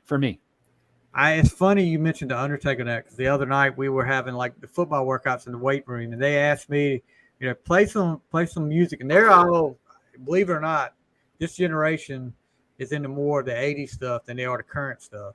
And so Hell's Bells starts, and the bells come on, and all of them start looking at each other like, "Oh crap!" And then they said, and then it starts playing. He said, "I thought you had the Undertaker coming," and I was like, "Yeah," but they were like, "This is good. We like this." So Hell's Bells, you got it. I think a lot of generations. I mean, what was like in the 90s? It was the 70s, and then a lot of the 80s are popular now. Kind of had 20 years. It's like, we kind of had the whole Led Zeppelin thing in the 90s for us for a little while. That's why I like Stranger Things so much, because I was that age when that show we both were that age when that show took place. Yeah. Or supposed to take place. Hell's Bells at number 5. All right. Maybe an ACDC fan, and like I said, I jam Back in Black album to this day. Alex, who you got number 4? All right. Well, here we go with Shoot to Thrill. Oh wow, that's probably one of the best choruses, and kind of bridge breakdown. Just like that's your number 5, eh? Number 4. Number 4. Oh, that's your number 4. Crazy, yeah. That's a great song. It's a great song. And how great was it? How great was it seeing an Iron Man on the big screen? I don't know if you guys saw that. Yeah. Oh, it definitely brought that. That's another soundtrack there. Because that's some my buddy's son. He's like my nephew. Younger, he goes, "Hey Warden, you have that song?" I go, "Hell yeah, I got that ACDC." That they kind of made a fan out of people that weren't necessarily rock fans. That's how great ACDC that song is. I love those stories, and just that way of bringing it back, putting it in a context that people love, and then just like, oh my god, what's this? Yeah, when he's in the Iron Man thing and he's flying and they're playing that's awesome. And seeing it on the big screen, that's freaking badass. Yeah, definitely. So you guys talked about you talked about trying to cover ACDC songs earlier. Is there any other ACDC songs you guys covered? Currently, no, and I think we'll put the blame on our drummer Adam. He doesn't really. He never feels inspired by the drum beats. Oh, really? Yeah, he's not big on I guess on ACDC, and so we don't cover too much of it. But I mean, also, I think it's a distinct sound vocally, and it's almost it's difficult to go for it. It's different, But we might cover one. That's a different sound, that's for sure. That comes out of Bon Scott and Brian Johnson for sure. Yeah, it totally is. And so you have to, if I'm gonna do it, I'm gonna have to do it my way, and it have to be done, really well. And I'm sure we will. I'm sure we'll have one added to the set. Right now, I think we're adding like Tracy Chapman, so I don't think we'll have to go back that way. Oh, now hold on. What Tracy Chapman song are you guys talking about adding, or do you need to let that out of the bag? I think we'll do, Give Me One Reason, for sure. I like Tracy Chapman. I always liked her. And just as like a great badass song. I love that song. Yeah, it has a great tempo to it. We're looking for songs that will be able to shift down and to a lower tempo, because we have Gone and Run Away, which is like for us, which is a very ballad, slow dancing type of song. We don't have songs really to shift in between. So I think this is a good one where we can kind of step down to this, get a nice bluesy feel going, and people love the song. So yeah, but anyways, we will get an ACDC in, no doubt. Yeah, and I've told Ward I'm a sucker for a slow ballady song. And when you played Gone and Run Away, I got a early version of that from Warren that I heard, and I was like, holy crap, this is going to be freaking awesome here. And it's like, but I'm a sucker for it anyway. So anytime you do that, it's good with me. So Warren's, did we get your number 4? We didn't. My number 4. I had Back in Black on here. We'll just throw that away because we talked about it. Let's go with Rock and Roll Ain't Noise Pollution. Rock and roll ain't get off your ass and come on over here, because rock and roll ain't no real, man. Love Melody, this might be heresy to say this, but melody isn't necessarily AC/DC's strongest thing that they're selling. But this song's melody is incredibly catchy, and once it gets in your head, it's a melody earworm. And it's different from the other AC/DC hits, in my opinion, in that regard. Like, it's not relying as much on the chanting or that style of chorus. So yeah, I like that one. Rock and Roll Ain't Noise Pollution. We'll go with that as number 4. It's amazing with that album is how they had all the music written and Brian came back and put lyrics to it. Yeah. I would almost think that's harder. I'm not a musician, but I would almost think that's harder to do than writing lyrics. That's the way I like. I like it like that. Or like I'm in the process, so I get to see them come up with the riff and all that type of stuff. So or with No Shelter, the guys were awesome. Like, I came out one day in the morning and I just started singing the lyrics that Stevie read off the top, and and with a melody, and the guys were like, "Oh, that's there you go. That's part of a song." And so it comes different ways, but that's cool. Like, if the guys send me a full song, it's a job. It's exciting for sure. Yeah, that's definitely a musician thing, because to me it would be the direct opposite. Like, when you hear the music, dun, dun, dun, dun, I would think that you'd almost come in with the song, the words before the music. But what do I know? I'm not a musician, so I think it's remarkable no matter how they did it. Sometimes it's patterns that you're following. Sometimes it's a melody. Sometimes it's really like something that you're like with No Shelter. It was really cool that it was Warren that came up with those lyrics, and then I started playing something on the bass, and I'm like, okay, well, we can make it work, and then it all came together. So it's fun to explore. The chorus came in the jam space, right? Yeah. Like the chorus, we got it in the jam space later. Yeah. But if a song clicks together, it's a great sign. If pieces just start clicking and you're like, oh, that's fantastic. It's like Lego. It is very pattern-esque. It is very much like, it is very mathematical. If you look at our songs, I didn't even know this, but now if you look at our songs on Spotify, you'll see that there's several that are the exact same time. Like, you'll see that there's like 3 songs that are 3:09. There's songs that are there's like 2 or 3 songs that are 3:21 or something like that. And it's pattern. It's pattern. It's getting into what works. How long before we hit that chorus? How long before we hit that bridge? All these things. And AC/DC is probably the best, like bar none, at following a formula, finding a formula that works. And when they work out, and when they come outside of it, it's like, oh wow, they're coming out of the pattern and it's almost to their advantage. But when they're in it, it's always a hit. It's always a hit when they follow the Back in Black pattern or whatever it might be. It's hard to argue with. Can you imagine though the pressure that was on them recording Back in Black? I mean, you're doing this album with the new lead singer, and granted, you know, hindsight's 2020. I mean, it's Brian Johnson, but you know, nobody knew who Brian Johnson was going into that. Yeah. And you're coming out Bon Scott. You know, your lead singer's passed away After Highway to Hell, especially. Yeah, I mean, you just had probably your best-selling album, and you're trying to go in there with this. And can you imagine the pressure they had on them recording that album? I'm sure it was, but I'm not sure they felt it that way. I think they had a goal, and it was a certain sound. I know Brian. I know Brian did because I heard him that he was shitting bricks, so to speak. Well, Brian was like 32. Yeah. Brian was 32, living with his parents. Okay, at the time, so he was no rock star. He was just a dude, and he had the voice that worked, and that sound that was developed. They were able to find that vocalist that fit, but the sound was developed. Like Malcolm and Angus had figured out a rhythmic pattern, which is just to this day, everyone tries to emulate it or use parts of it. And that will never stop because that rhythmic dancing between the two is super, super, you know, that's what it is for sure.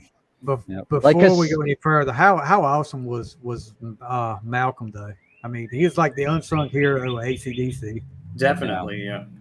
And as a bass player, you know, Alex, as a bass player, you know, he had to be like the unsung hero of, I can't say it, of ACDC. I said, we did the Motley Crue episode the other night, and Nick Morris to me is the unsung MVP of Motley Crue. And that's how I feel about Malcolm with ACDC.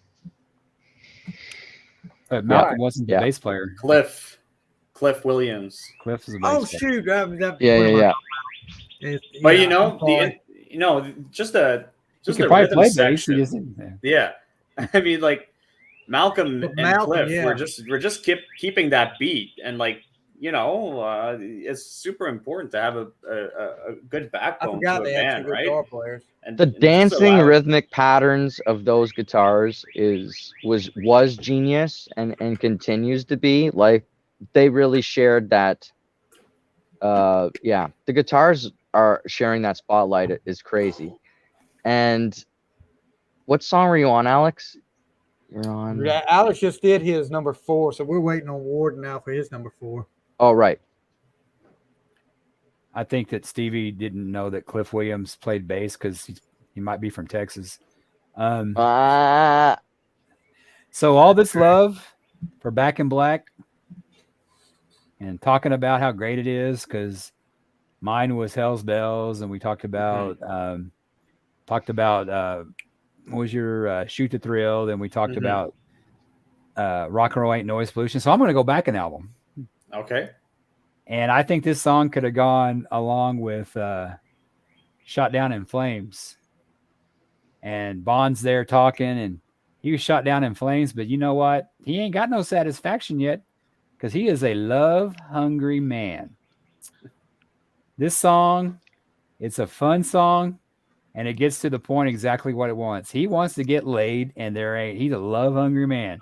He might get a restraining order nowadays if he tried to, use this one. But I guess he didn't get any much better from Shot Down in Flames because he's still a love-hungry man off Highway to Hell. Have you heard that one, Stevie? No, I haven't heard that one. Oh, my God. Listen to that one. Yeah. Dude, do you even like ACDC? I told you said my ACDC card would be taken away. I don't have one.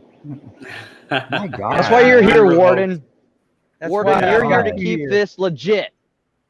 Without you, it just wouldn't be legitimate. Well, Stevie's the one I looked up to all these years. I've known him for like not even half a year. You haven't even known but me. I mean, okay. All these months.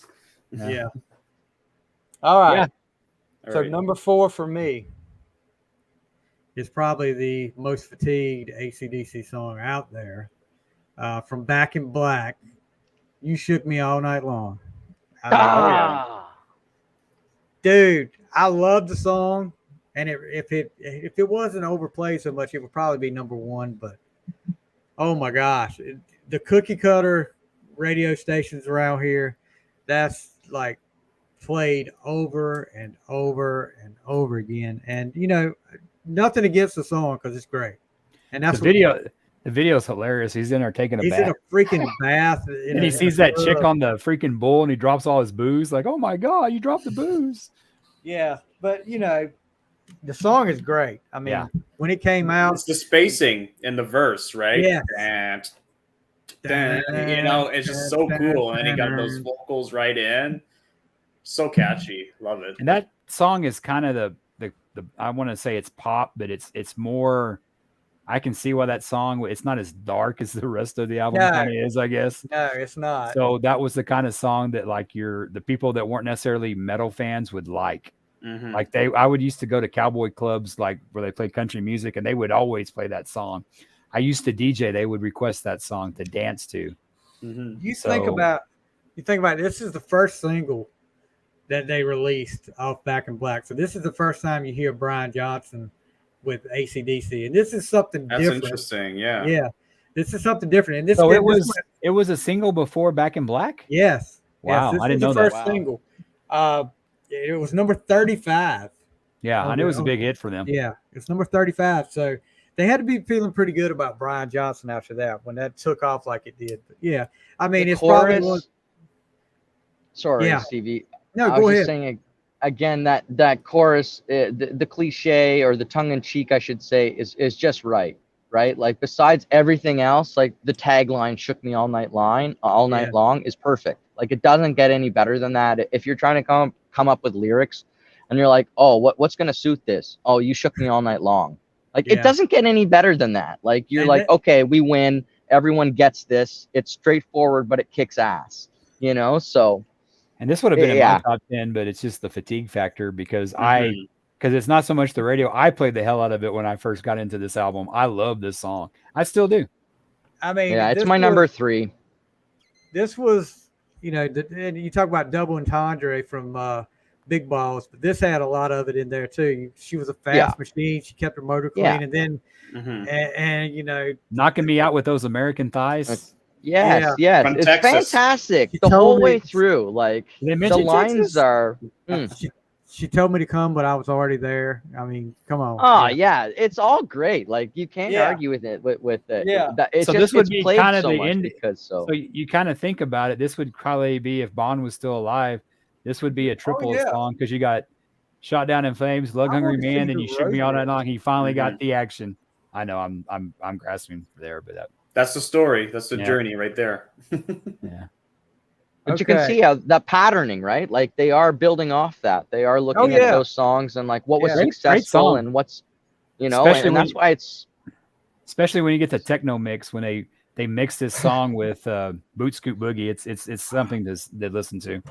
But it keeps them dancing. So it's time for me to go grab a beer when I'm DJing. So it was a great song. That's like the bathroom song. Yeah. All right. So Warren gave his number 3 was Shook Me All Night Long. So, that's my number 3. Alex, go for what's it. Your number 3? Number 3 is Safe in New York City. So that's another classic. Nice. Yeah. I just love that. That line is just so cool. Like the instrumentally, like Warren was saying how hard it was to sing. But like honestly, when we played it like instrumentally, it's still like a challenge to keep that beat and like just to keep that speed. So it's really cool song to play. We have a personal connection to it. I think that's why, and it just has had a great vibe to it when we were jamming and taught us things. It's always nice when you go to do a cover and it teaches you things about dynamics Remember Warren when we played it at Lake Huron? Oh man, I blacked that memory out. No, I blacked out Lake Huron. Okay, just go ahead, Warren. Go ahead. Okay, when we were on stage, it was pretty fantastic. Okay, this is Lake Huron. You show up, there's like just a bunch of trailers set up, and they're like, okay, well your trailer's over here, and the stage is over here, and there's just there's a Mennonite community over around, and there's an Amish community on the other side. So the whole time there's these guys on the, their little horse and buggies going back and forth. and had a real epic feel. So when we got there, the host, he comes up and he says to us, you know, we've got everything you need, whatever you want, anything. I mean, anything. Name and I'm it. like, We got it. I'm like, you know, I'm not really that picky, man. I don't need anything. I mean, anything. And I'm like, I get it. Anyway, so we're on stage and we're performing, and someone brought tequila up and started pouring it down Mig's gullet, our rhythm guitarist. I guess he opened his mouth, and a few songs in, Mig went from being, a choice. you know, well, he chose to get pretty drunk. So let's put it that way. We all did that night. I mean, tequila will do it. Private parties can get messy. That's what we learned that night. Yeah. But we felt safe in New York City. And I can't even remember playing it that night. You I don't can't? even think. You might as well thought you were in New York City. We played Hound Dog. We actually played it that night? Elvis Presley. Yeah. And we played Elvis What? Presley. Go. Yeah. Go downstairs. Man, maybe I was drunk. Is this video? Yeah. We need to see video. Oh my Oh, God. man, I don't want to see that farmers. night. If there is video of that performance, please Did you say destroy you it. played Hound Dog, Alex? Yeah, we played Oh, Hound yeah. Dog. That was the encore. And they wanted more. They were on something and they just wanted to dance all night. And then they played our music and they're like, oh God, this is you guys playing. I'm like, yeah. We know our song. They were playing our Spotify afterwards with Yeah, us. they were but sped up. It was funny. Oh my I think God. yeah. We're at All number right. 3 now. 3 Or for Warden. You already did your number 3, Warren. Okay, Yep, number yep. 3 is off Power Age again.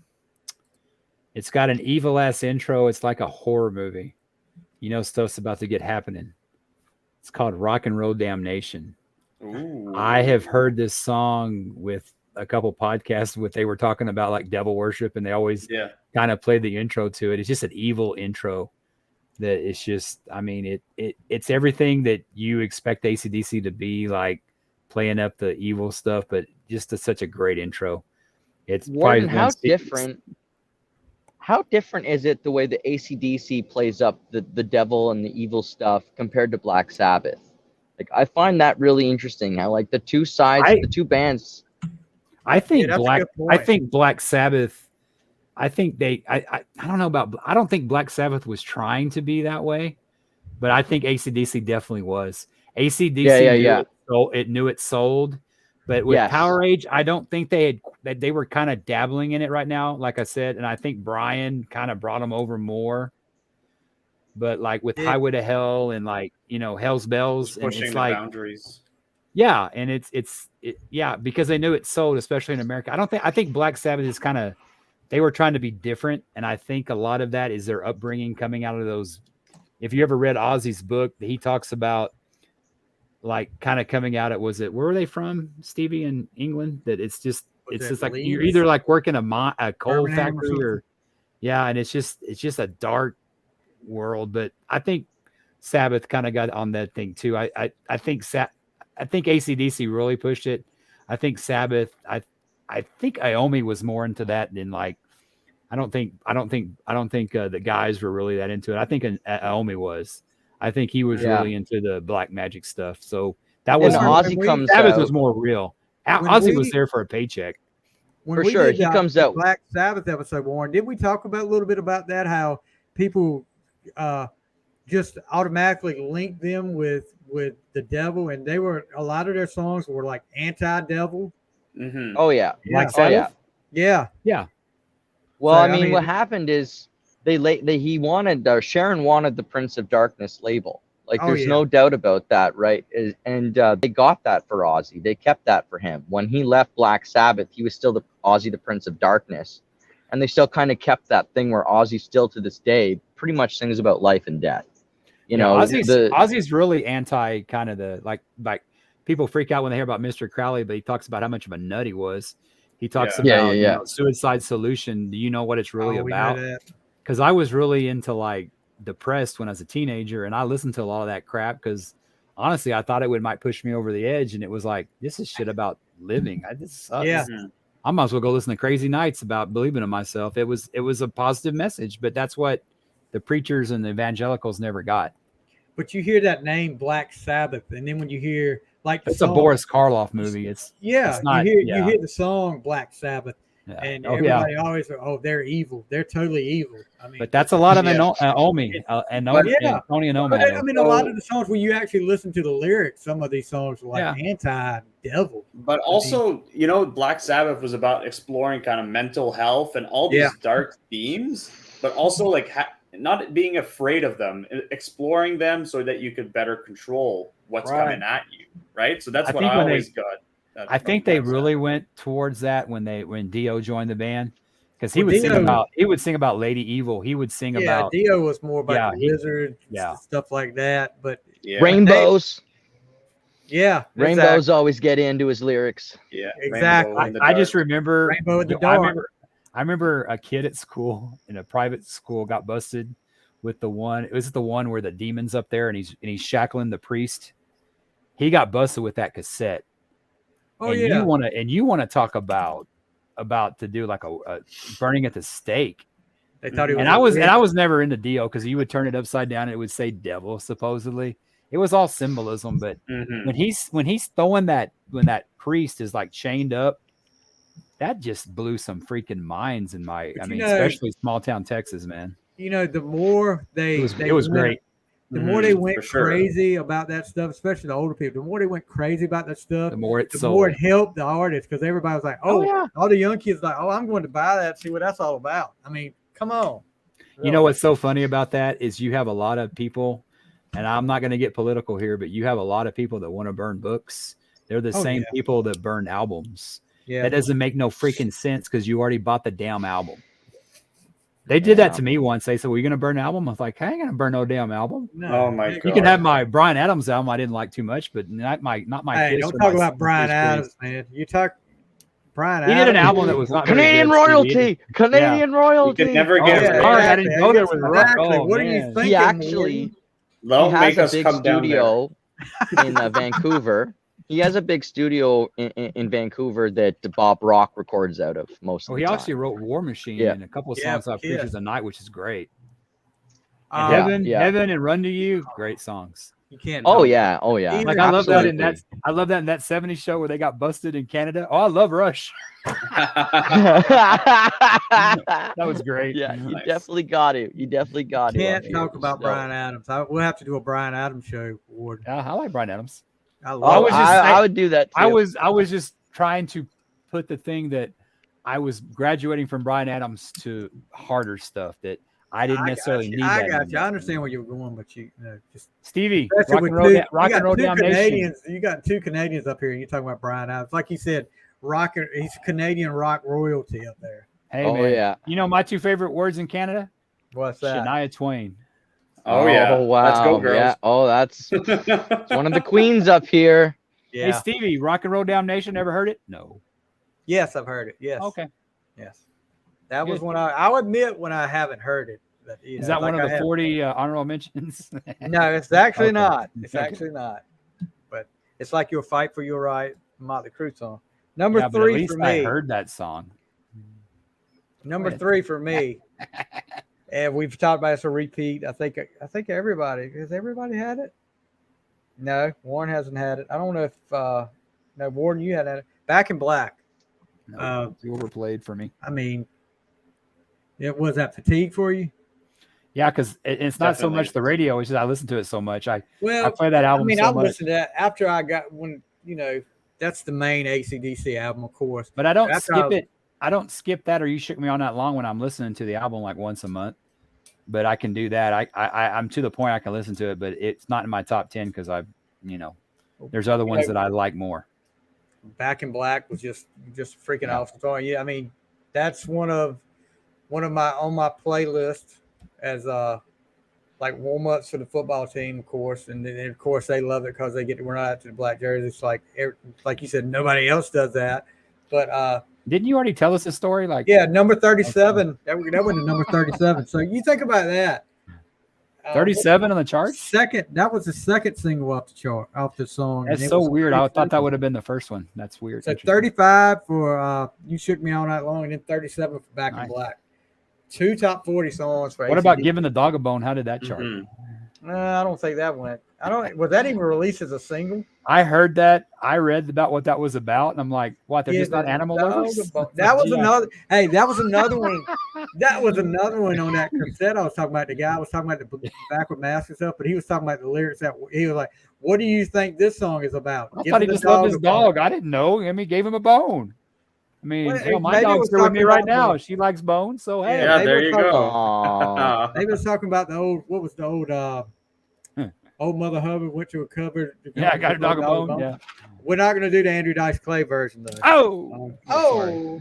Anyway, number two for Alex.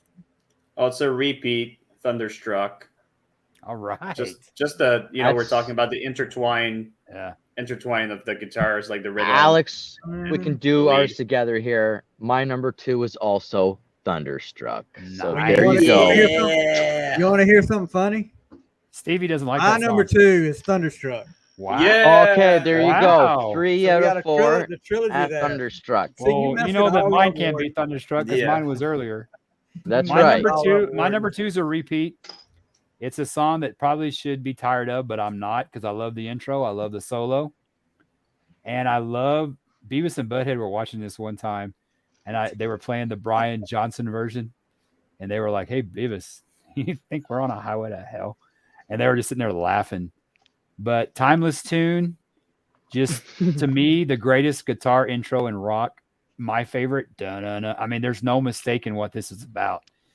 This is about, and it's not about the devil. It's about having fun, choking to death and dying, evidently. But if you got to go out, what a way to get remembered by Highway to Hell. Yeah. Bon Scott. I mean, a swan song. I mean, granted, he was supposedly there. I read a book that they weren't too happy with him, so he wasn't getting along with them too much, and they were thinking about replacing him at the time. It would have been interesting to see if he would have lived. But I think Eddie Trunk had some guy on there talking about that, but they weren't happy. They weren't getting along. Here we go with Eddie Trunk. Well, it was the guy that wrote a book about it, so it wasn't just Eddie Trunk. But Highway to Hell, my number 2. Never tired of it. Still crank it probably twice a week, man. I love this song. Warren's getting attacked by dogs over there, I think. Yeah. Sasha, she's acting up. Sasha, come here. Oh, look at where's the dog at? Let's see the dog. Sasha. Come here. Oh, she's being difficult here. What kind of dog is it? There we go. So she's a Shepsky, Husky Shepherd. She's about 105 pounds. She's a little bit overweight right now. Check Most of it's heavier than you, Warren. What's that? She's heavier than you. He froze up on us. We lost. Uh-oh. Yeah, she is. When I was in grade 9, for sure. Yeah. I'm back. Am I back? Yeah, you're back. Good. You're back. You're good. So back Thunderstruck. I'm back. Can you believe it? We're up to number 1. Thunderstruck was all our number 2s. That. Yeah, we're at number 1s.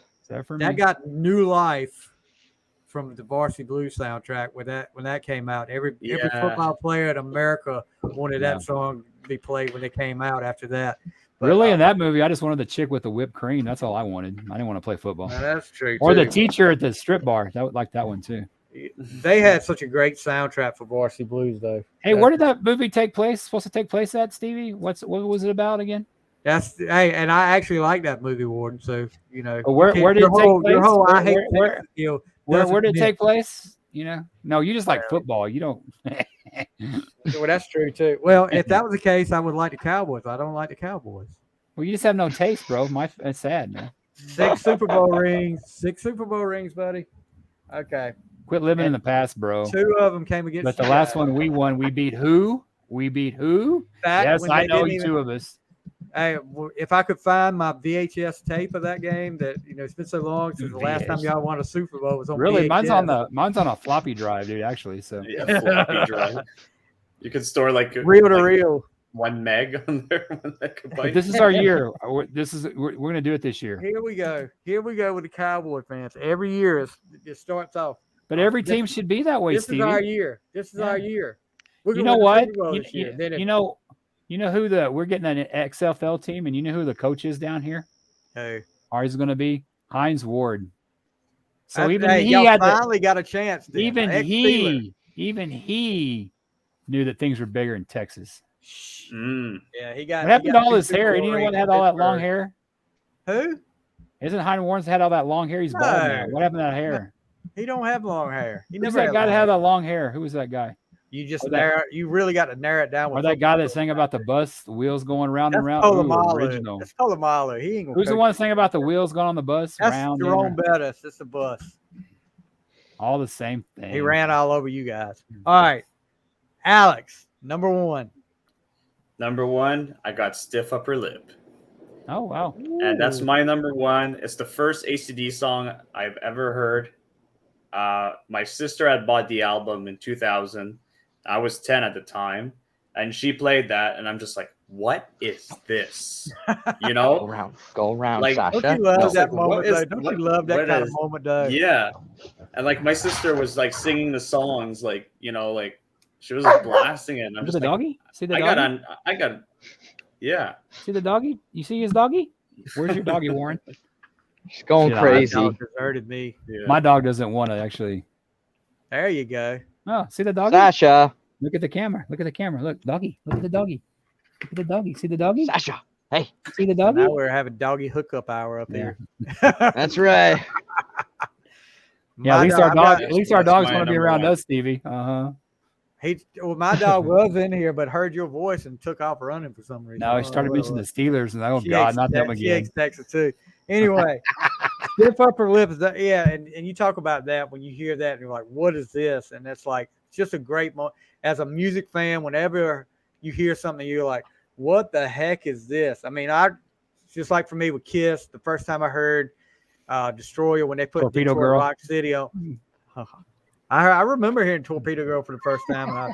And that's your boy Ace. That's how bad he is. And I'm an Ace man. I still don't know. like the song. That tells you I just had to put how that song bad it on there is. because I couldn't come up with 10 Ace Frehley songs that I actually liked. Okay, whatever. that's the truth. All right, Bruce Kulick forever. Warren, number one for right. you. All right. This has already been said, but my number one is Shoot to Thrill.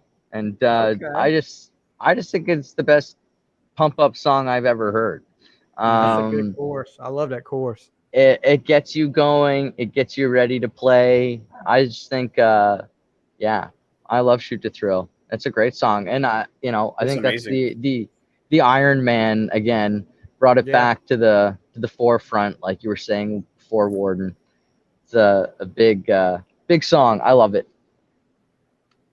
All right, Warden, let's hear yours. Warren, you are a handsome and attractive man, Watch out, Warren. and Shoot the Thrill is my number one as well. Yeah, there you That go. is my Connection. favorite. That is my He changed favorite that. ACDC song of all time. And seeing it with Iron Man, like we talked before, it's just too bad Stevie's never heard it. So Whatever, dude. I've heard that so many times. Whatever, dude. Yeah, but Shoot the Thrill. It's My number one. it's no Torpedo Girl, but it's good. Anyway, number one for me, and this has already been said. Hell's Bells. I mean, Nice. Nice. just from the bells at the start.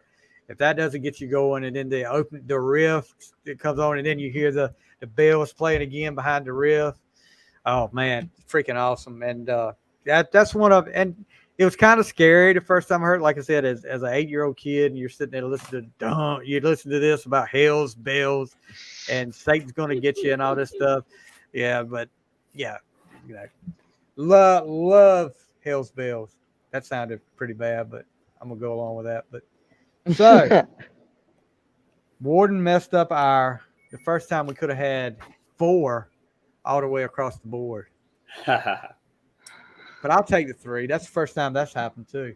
3 out of 4 is good. 75%. Yeah. What song was that 75%. y'all picked? What was it again? Thunderstruck. Thunderstruck, number 2. Oh, I had that lower. I'm just surprised Stevie said had it because it mentions Texas. So Shut up. He wants to have some fun. Exactly. We went to Texas and we met some girls. my dogs look at me like, "Are you fucking nuts?" That Uh-oh. sounds like freaking. That's what the first heck F-bomb I was ever that? dropped on this podcast. My bad. Sorry. Yeah. What the heck was that? He's not warmed up. He needs some Yeah, honey. he's gotta And, do some- he- See, I he can needs to do sing, not. So, thank you guys for being up here tonight. Of course, Yeah, this is great Warren, meeting you. Warren, as always, we love having you on. Alex, we definitely have to have you on again. But before we let you go, and I know we've been rambling on for over an hour and a half now. That's what we do. Before we let you go, we need to talk about this new single out now. Talk about No Shelter. Talk about how you can hear No Shelter. We need to talk about the website. Talk about whatever you want to, whatever you guys want to plug. Let's hear it. Alex, go for it. Yeah, go to Alex. Go to tamingsariband.com and you'll see you can actually access all the streaming platforms or social media. The video's right there. You can watch our beautiful music video that we filmed at the roller rink in Napanee. Go stream the song. Go leave a comment on the video. Connect with us. If you're in the Ottawa area, order some beers on our live page. Yeah. We got all our shows coming up. We're playing locally. We're playing Toronto. We're playing Montreal. We're playing all over. So connect with us and become a fan because we love you. Yeah. Well, we definitely like to. Yeah, you can. And, the thing with No Shelter is the video is doing great. But if you want to go give it some love, some likes, some comment, subscribe, that helps our channel. If you follow us on Spotify, that really helps us out there. Yeah. And we do have vinyl for sale. And like you can see, Stevie's got it. He got his in North Carolina. They found him in that little town that he lives in. Yeah. They managed to get it to me. Stevie lives supposedly in a town with 100 and some people, Stevie? No. 95. Like 95 people, dude.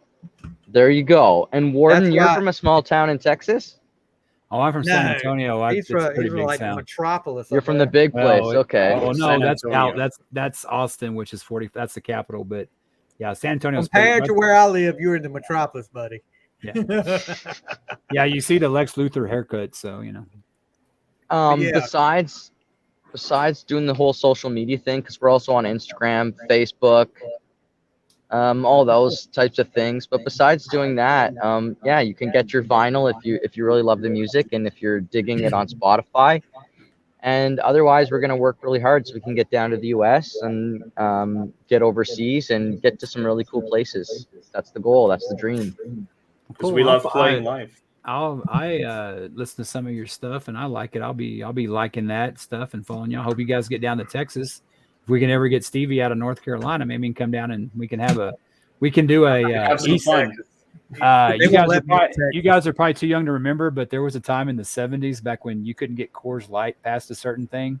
Smokey and the Bandit. And they had to bring the beer over. So we have snuck beer and got beer to where it shouldn't be before, so we ain't giving up on that. What do you want?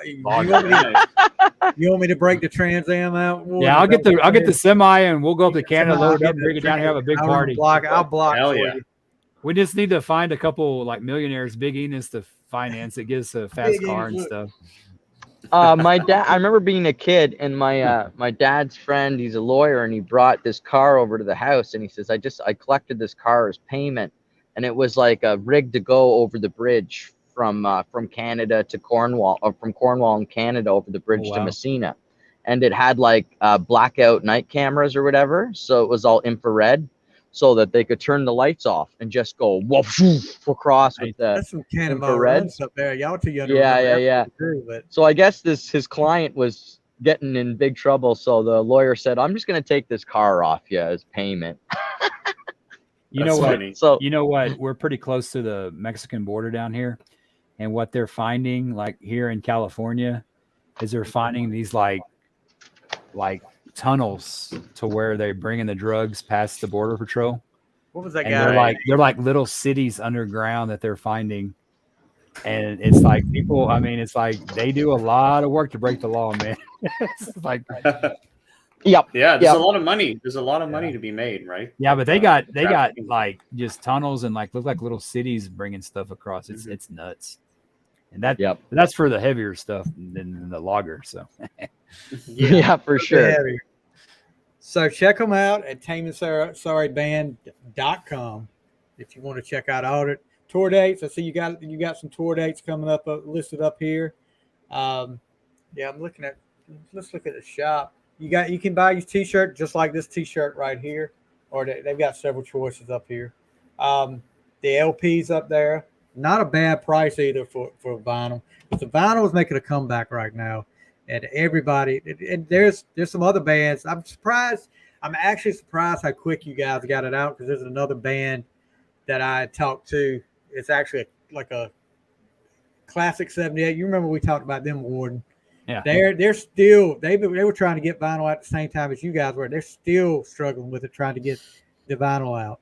It was a journey to get those, because we actually started the conversation with the Kanishi vinyls with the producer, well, the manufacturer or whatever, before the shortage, right? So we had an invoice from before there was an actual shortage. So we not only did we get our vinyls, but we got a price that was not adjusted with the shortage. So we got a great discount from it. So yeah, but we got a smaller batch too. I think if you ordered like 2,000 plus vinyls, then I think you're in big trouble. Like your wait time is going to be a while. We were in a small batch. Like it's a very limited batch. So I think we were lucky with that, and we had the sale done beforehand. Yeah, exactly. Exactly. So, we lucked out in a few different ways. But I think if you're looking to do a large batch, you're waiting. I think you're waiting. Yeah. It's funny. I grew up in the whole vinyl stuff, and I never liked vinyl. I'm not a collector like Stevie. I never in my wildest dreams thought vinyl would come back, and people actually listen to it and they love it. It's not for me, but I remember getting a CD, or like that was great for me. CDs are making a comeback now too, but no, you have it on stream. You don't need it. Everything's coming back around. You think I'll tell you what it is.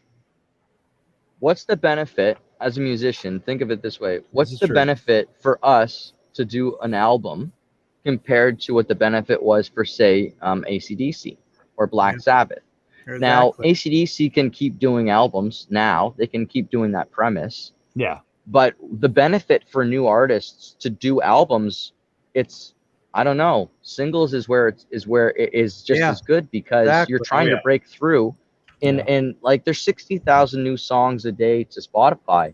Wow. And someone said to me, but 59,000 of them suck. Well, it doesn't matter. You still got to cut through all of that. I can't even imagine I can't even imagine how there's so much. I mean, everything, like it's like with anything, just musicians, there's so much competition now, and everybody has a platform and a voice. My hat's off to you, man, because you're doing what you love, and what I've heard so far, I dig it. If you can do, thanks, Warden. Thank you. Yes, thank you. And if you can get like the advantage to an album is to come up with a concept and to have it linked together, to have the songs tell a story together, all that type of stuff. But you ultimately need that single or 3 or 4 to break through and get people really interested. And so in my opinion, I wish it was the vinyl world. I really, as an artist, as a person, I love getting whatever I want when I want it. Like I was 13 when Napster came out. Napster came out. I was 13 years old, and it blew my mind. And I'm as guilty as anyone as destroying the music industry in that regard. But if I could, as an artist, I would of course say get everything off the internet and make people buy vinyls. Of course I would, because that was the success for so many bands and so many artists. It was being able to sell off that whole album platform. But we're still going to do it. We're still going to work towards we're working on a full album right now. So and you're doing what you love. And I mean, that's awesome. That's awesome. Yep. The issue right now, it's the attention economy, right? So it's easier to sell. It's easier to spoon feed a single to someone. Me and Stevie were talking about that. I'm guilty of that. Album, right? Yeah. So it's like, if I could give you 3 minutes, it's like, okay, check out this song. You'll be hooked within 15 seconds. And then you only have to listen to it for 3 minutes and you can move on. But it's much easier to do that with a single than with an album with a concept, and people have to get involved in it, Yeah. Like Warren was saying, like, of course it'd be easier to do that, and it'd be better for us creatively because we could work like with a whole workshop of songs and build a story. But it's like, no, you have to like sell it right now, and you have 15 seconds to do your pitch. And that's we're in this fungible world now. This is a completely different thing, you know, like we're in this thing where people are selling these NFTs and stuff like that. And the music world is very much like that. Like what are people holding on to? Song files. It's very bizarre. So as an artist, you're trying to think of different ways to sell that song, make connections. And vinyl just seems to be like the callback, like I was saying, to a time when albums were really important to everybody. You know, I'm old school. I mean, I'm like you, Warren. I like being able to pull it up whenever I want to, but I'm also old school. I like being able to hold something in my hand. And look, I was big on the liner notes back in the day. I used to read them like all the way through, see who played on what and all that. But the lyrics and stuff. But you know, it is what it is. But you know what's funny is that I see the three of you. And I'm like the odd man out. I'm the one that pretty much probably screwing you guys more than anybody. I'm somebody that, no, I mean, you were talking about the attention. Me and Stevie were talking about that. I'll listen to a new album. I'll listen to Jericho. I'll listen to the new Def Leppard once, but it doesn't make me go out and buy it. And that's something, as I've gotten older, I wasn't like that before. I'm like that with Kiss. I didn't buy their last two albums because it wasn't my thing. And that's my favorite band in the world. It's people like me. It's the hard thing to reach, is that we were talking about like movies going away, physical movies going away. I saw something on TikTok. I'm talking about that. That doesn't bug me at all. I mean, I love going to Blockbuster and getting something then, but if I can download it, and I'm that consumer out there that is not a collector, that likes everything now. And I think a lot of people like me, we've screwed up. I mean, if Back in Black came out today, you think it would have sold what it sold? No. Yeah. And nothing's different about it. It's great. It's just that there's so much out there. And I work in technology, and I think a lot of times, like with Napster, I don't think the technology has kept up that's why people get hacked. The technology has outpaced the human mind. And I think that's why vinyl is so popular. I can see that, or a VHS tape, because it's physical. And I see what Stevie's saying, but I don't look at it that way. I don't have to have that. Like I look at it. This is the way I kind of look at it. If streaming was around when I was a kid, I'd probably be retired all the money I spent on music. But I wouldn't trade those years for anything. No, I wouldn't either. I mean, I spent a lot of money. But even you, Alex, you were talking about like the singles coming out, and Warren, you were talking about it too. Even with these big bands, like the latest Def Leppard album, before that, actually the whole thing got released. They just released like 2 or 3 singles before the album even came out. And I mean, back in the day, that would never happen. That was, you might get one single to get you, and the video to get you talking about it. And then that was right before the album come out, and then that was it. But not 3. Yeah. It it's TikTok bands now that are breaking through big, right, Alex? Like a lot, at least I find a lot of these trying to hit hot on the internet in some Adam and the way. Metalhawks and like those bands. Yeah. That type. And it's almost not fair to you guys, being a new artist trying to break it, that you're fighting against the nostalgia, the classic bands. Because I'll admit, I listen to probably more of the Kisses and Def Leppards than I do newer bands. All we can say about that is that we are using that sound. We are that sound. Yes, exactly. So if people are like looking for that, then we have it. If people want to hear new.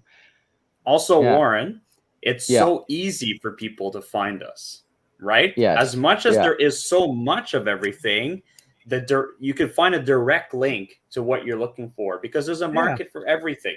So Warren, you were saying like, oh, well, I like streaming, and like you don't necessarily buy the vinyls, but that's okay, because there's a lot of people that do, right? As long as there's enough people to sustain that market, then there's no issue, right? Because most people will just follow the mainstream and get it online. but there's enough diehard people, and we have those people with us. We have a small number of them, but we're growing that number of fans that are ready to do everything for us. Hundreds of thousands of people, or 100,000 people, have heard us on Spotify, have heard us through streaming. But like we said, there's only 200 copies of the vinyl available. So it's not like our strategy is to sell vinyl and make that the main thing.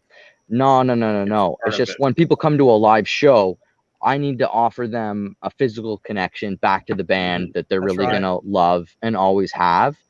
And but of course, streaming is where it's at. There's no, you can't fight it. That's where the world is at right now. You gotta go with what's going on. I do that too. I'll just the band that, like, you know, Stevie will recommend. Like, there's a couple of bands I was telling him about. The band that's opening up, I think they're out of Sweden. They're called Thunder Mother, and they're like a I love those. They're I love those girls. But now that I listen to them, and they're and I guess Apple picks up that, hey, you like these guys, they're playing. So now that I'm adding you, that'll do it too, and that'll get more ears. So you guys got a great attitude about it. I mean, I'm older, and I'm kind of like, you know, glasses half empty sometimes, and I hear you guys talk, or half full, or has it half full, half empty, and I'm thinking, God, this is what's going to save the music industry is guys working their asses off like you guys, getting it out there. And my hat's off to you, man, because I know it's not easy. I don't know if you remember or not. Always challenges. Yes. Were encountered. When we had as in life, right? When we had that conversation on Twitter that night, like it was back and forth for an hour, and when I actually heard you guys sing, you talk about that sound that's good that people are looking for, and that's the first thing I said. You know, this is the freaking sound that I was looking for. And we were talking about Dirty Honey. They got that sound. You guys have got that sound. And I mean, that's what turned me on to you guys. Because when you sit here and listen to some of these guys that are out now or, you know, in the last few years, it's like, oh my gosh, I can't get into this. But something about that sound you guys got, I was like, this is what I'm looking for right here. And I think I think we talked about it, Warren. I said you guys, there was some Black Crowish sounds to it. And my daughter, when I played it for her, I think you remember I told her, she said they sound a lot like Greta Van Fleet, stuff like that. But you know, thank you. That's the sound that I'm looking for, and I'm hoping that you guys at Dirty Honey, or just the start of it, that we're going to see more and more of that sound and bring it back around. But you guys, I mean, you got a fan of me for life right here. Oh, so, that's nice. You got somebody who's just jumping on board here. So yeah. I like thank you, Stevie. Thank you, Warden. Stevie, well, we thank you for taking the time with us. I know that. Yeah. I mean, being on it's a lot of fun. A lot of work, especially having to sneak between provinces just to rehearse. So it's pretty busy. That part keeps pretty busy too.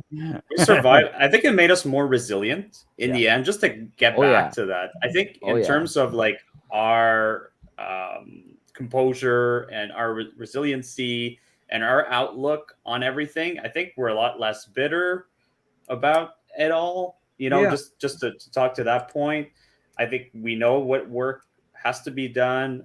We've proven that what we've been doing has been working, and people have come to us and said that it made a difference in their lives, and it makes a difference in ours when we get to create that music. So I think all in all, after those last 2 years, I think we're coming out stronger from it all. Well, so, of course, the news, when you hear reports and stuff, it's always negative. So to actually hear it from people that are actually living it, I mean, this is the hope for rock and roll. I mean, rock and roll used to be king, as they say, and if it's going to succeed, it's going to have more people with your attitude doing it.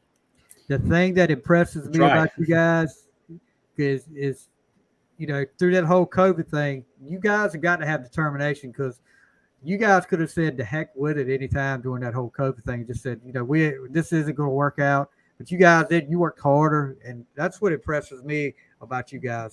And that's kind of what Stevie does to me. That's what Stevie does to me. It's going to happen. Yeah, Stevie does that to me every day. Like, oh, heck with this. He's every time we talk, sometimes on podcasts, the heck with this guy. Yeah, he doesn't work hard enough. Actually, I didn't want to tell. He doesn't pay me enough. Auditions for replacements right now. Yeah, but nobody will take his call. Oh no, nobody will take my call. Well, he's stuck with me. because he has a North Carolina number and calling Texas. That's actually funny because I couldn't call Canada when me and Warren set up the interview. Oh wow. That was why he was my first video interview because we were like, I was like, I'm trying to call dude. Dude is not answering my phone call. I was like, he was on the crapper. But and then I said, I told him, I said, just call me. I said, I won't answer because I know you're long distance thing. I won't answer. Let's see what happens there. And his number went there. I said, well, we'll have to go to Zoom call. And I had crappy internet then. I mean, I had horrible internet then too. I did too. That was a shit show. But we got. But we got here. It worked out. But this is great. Thank you guys so much for taking time to do this. Very much. And it was a pleasure to meet you both.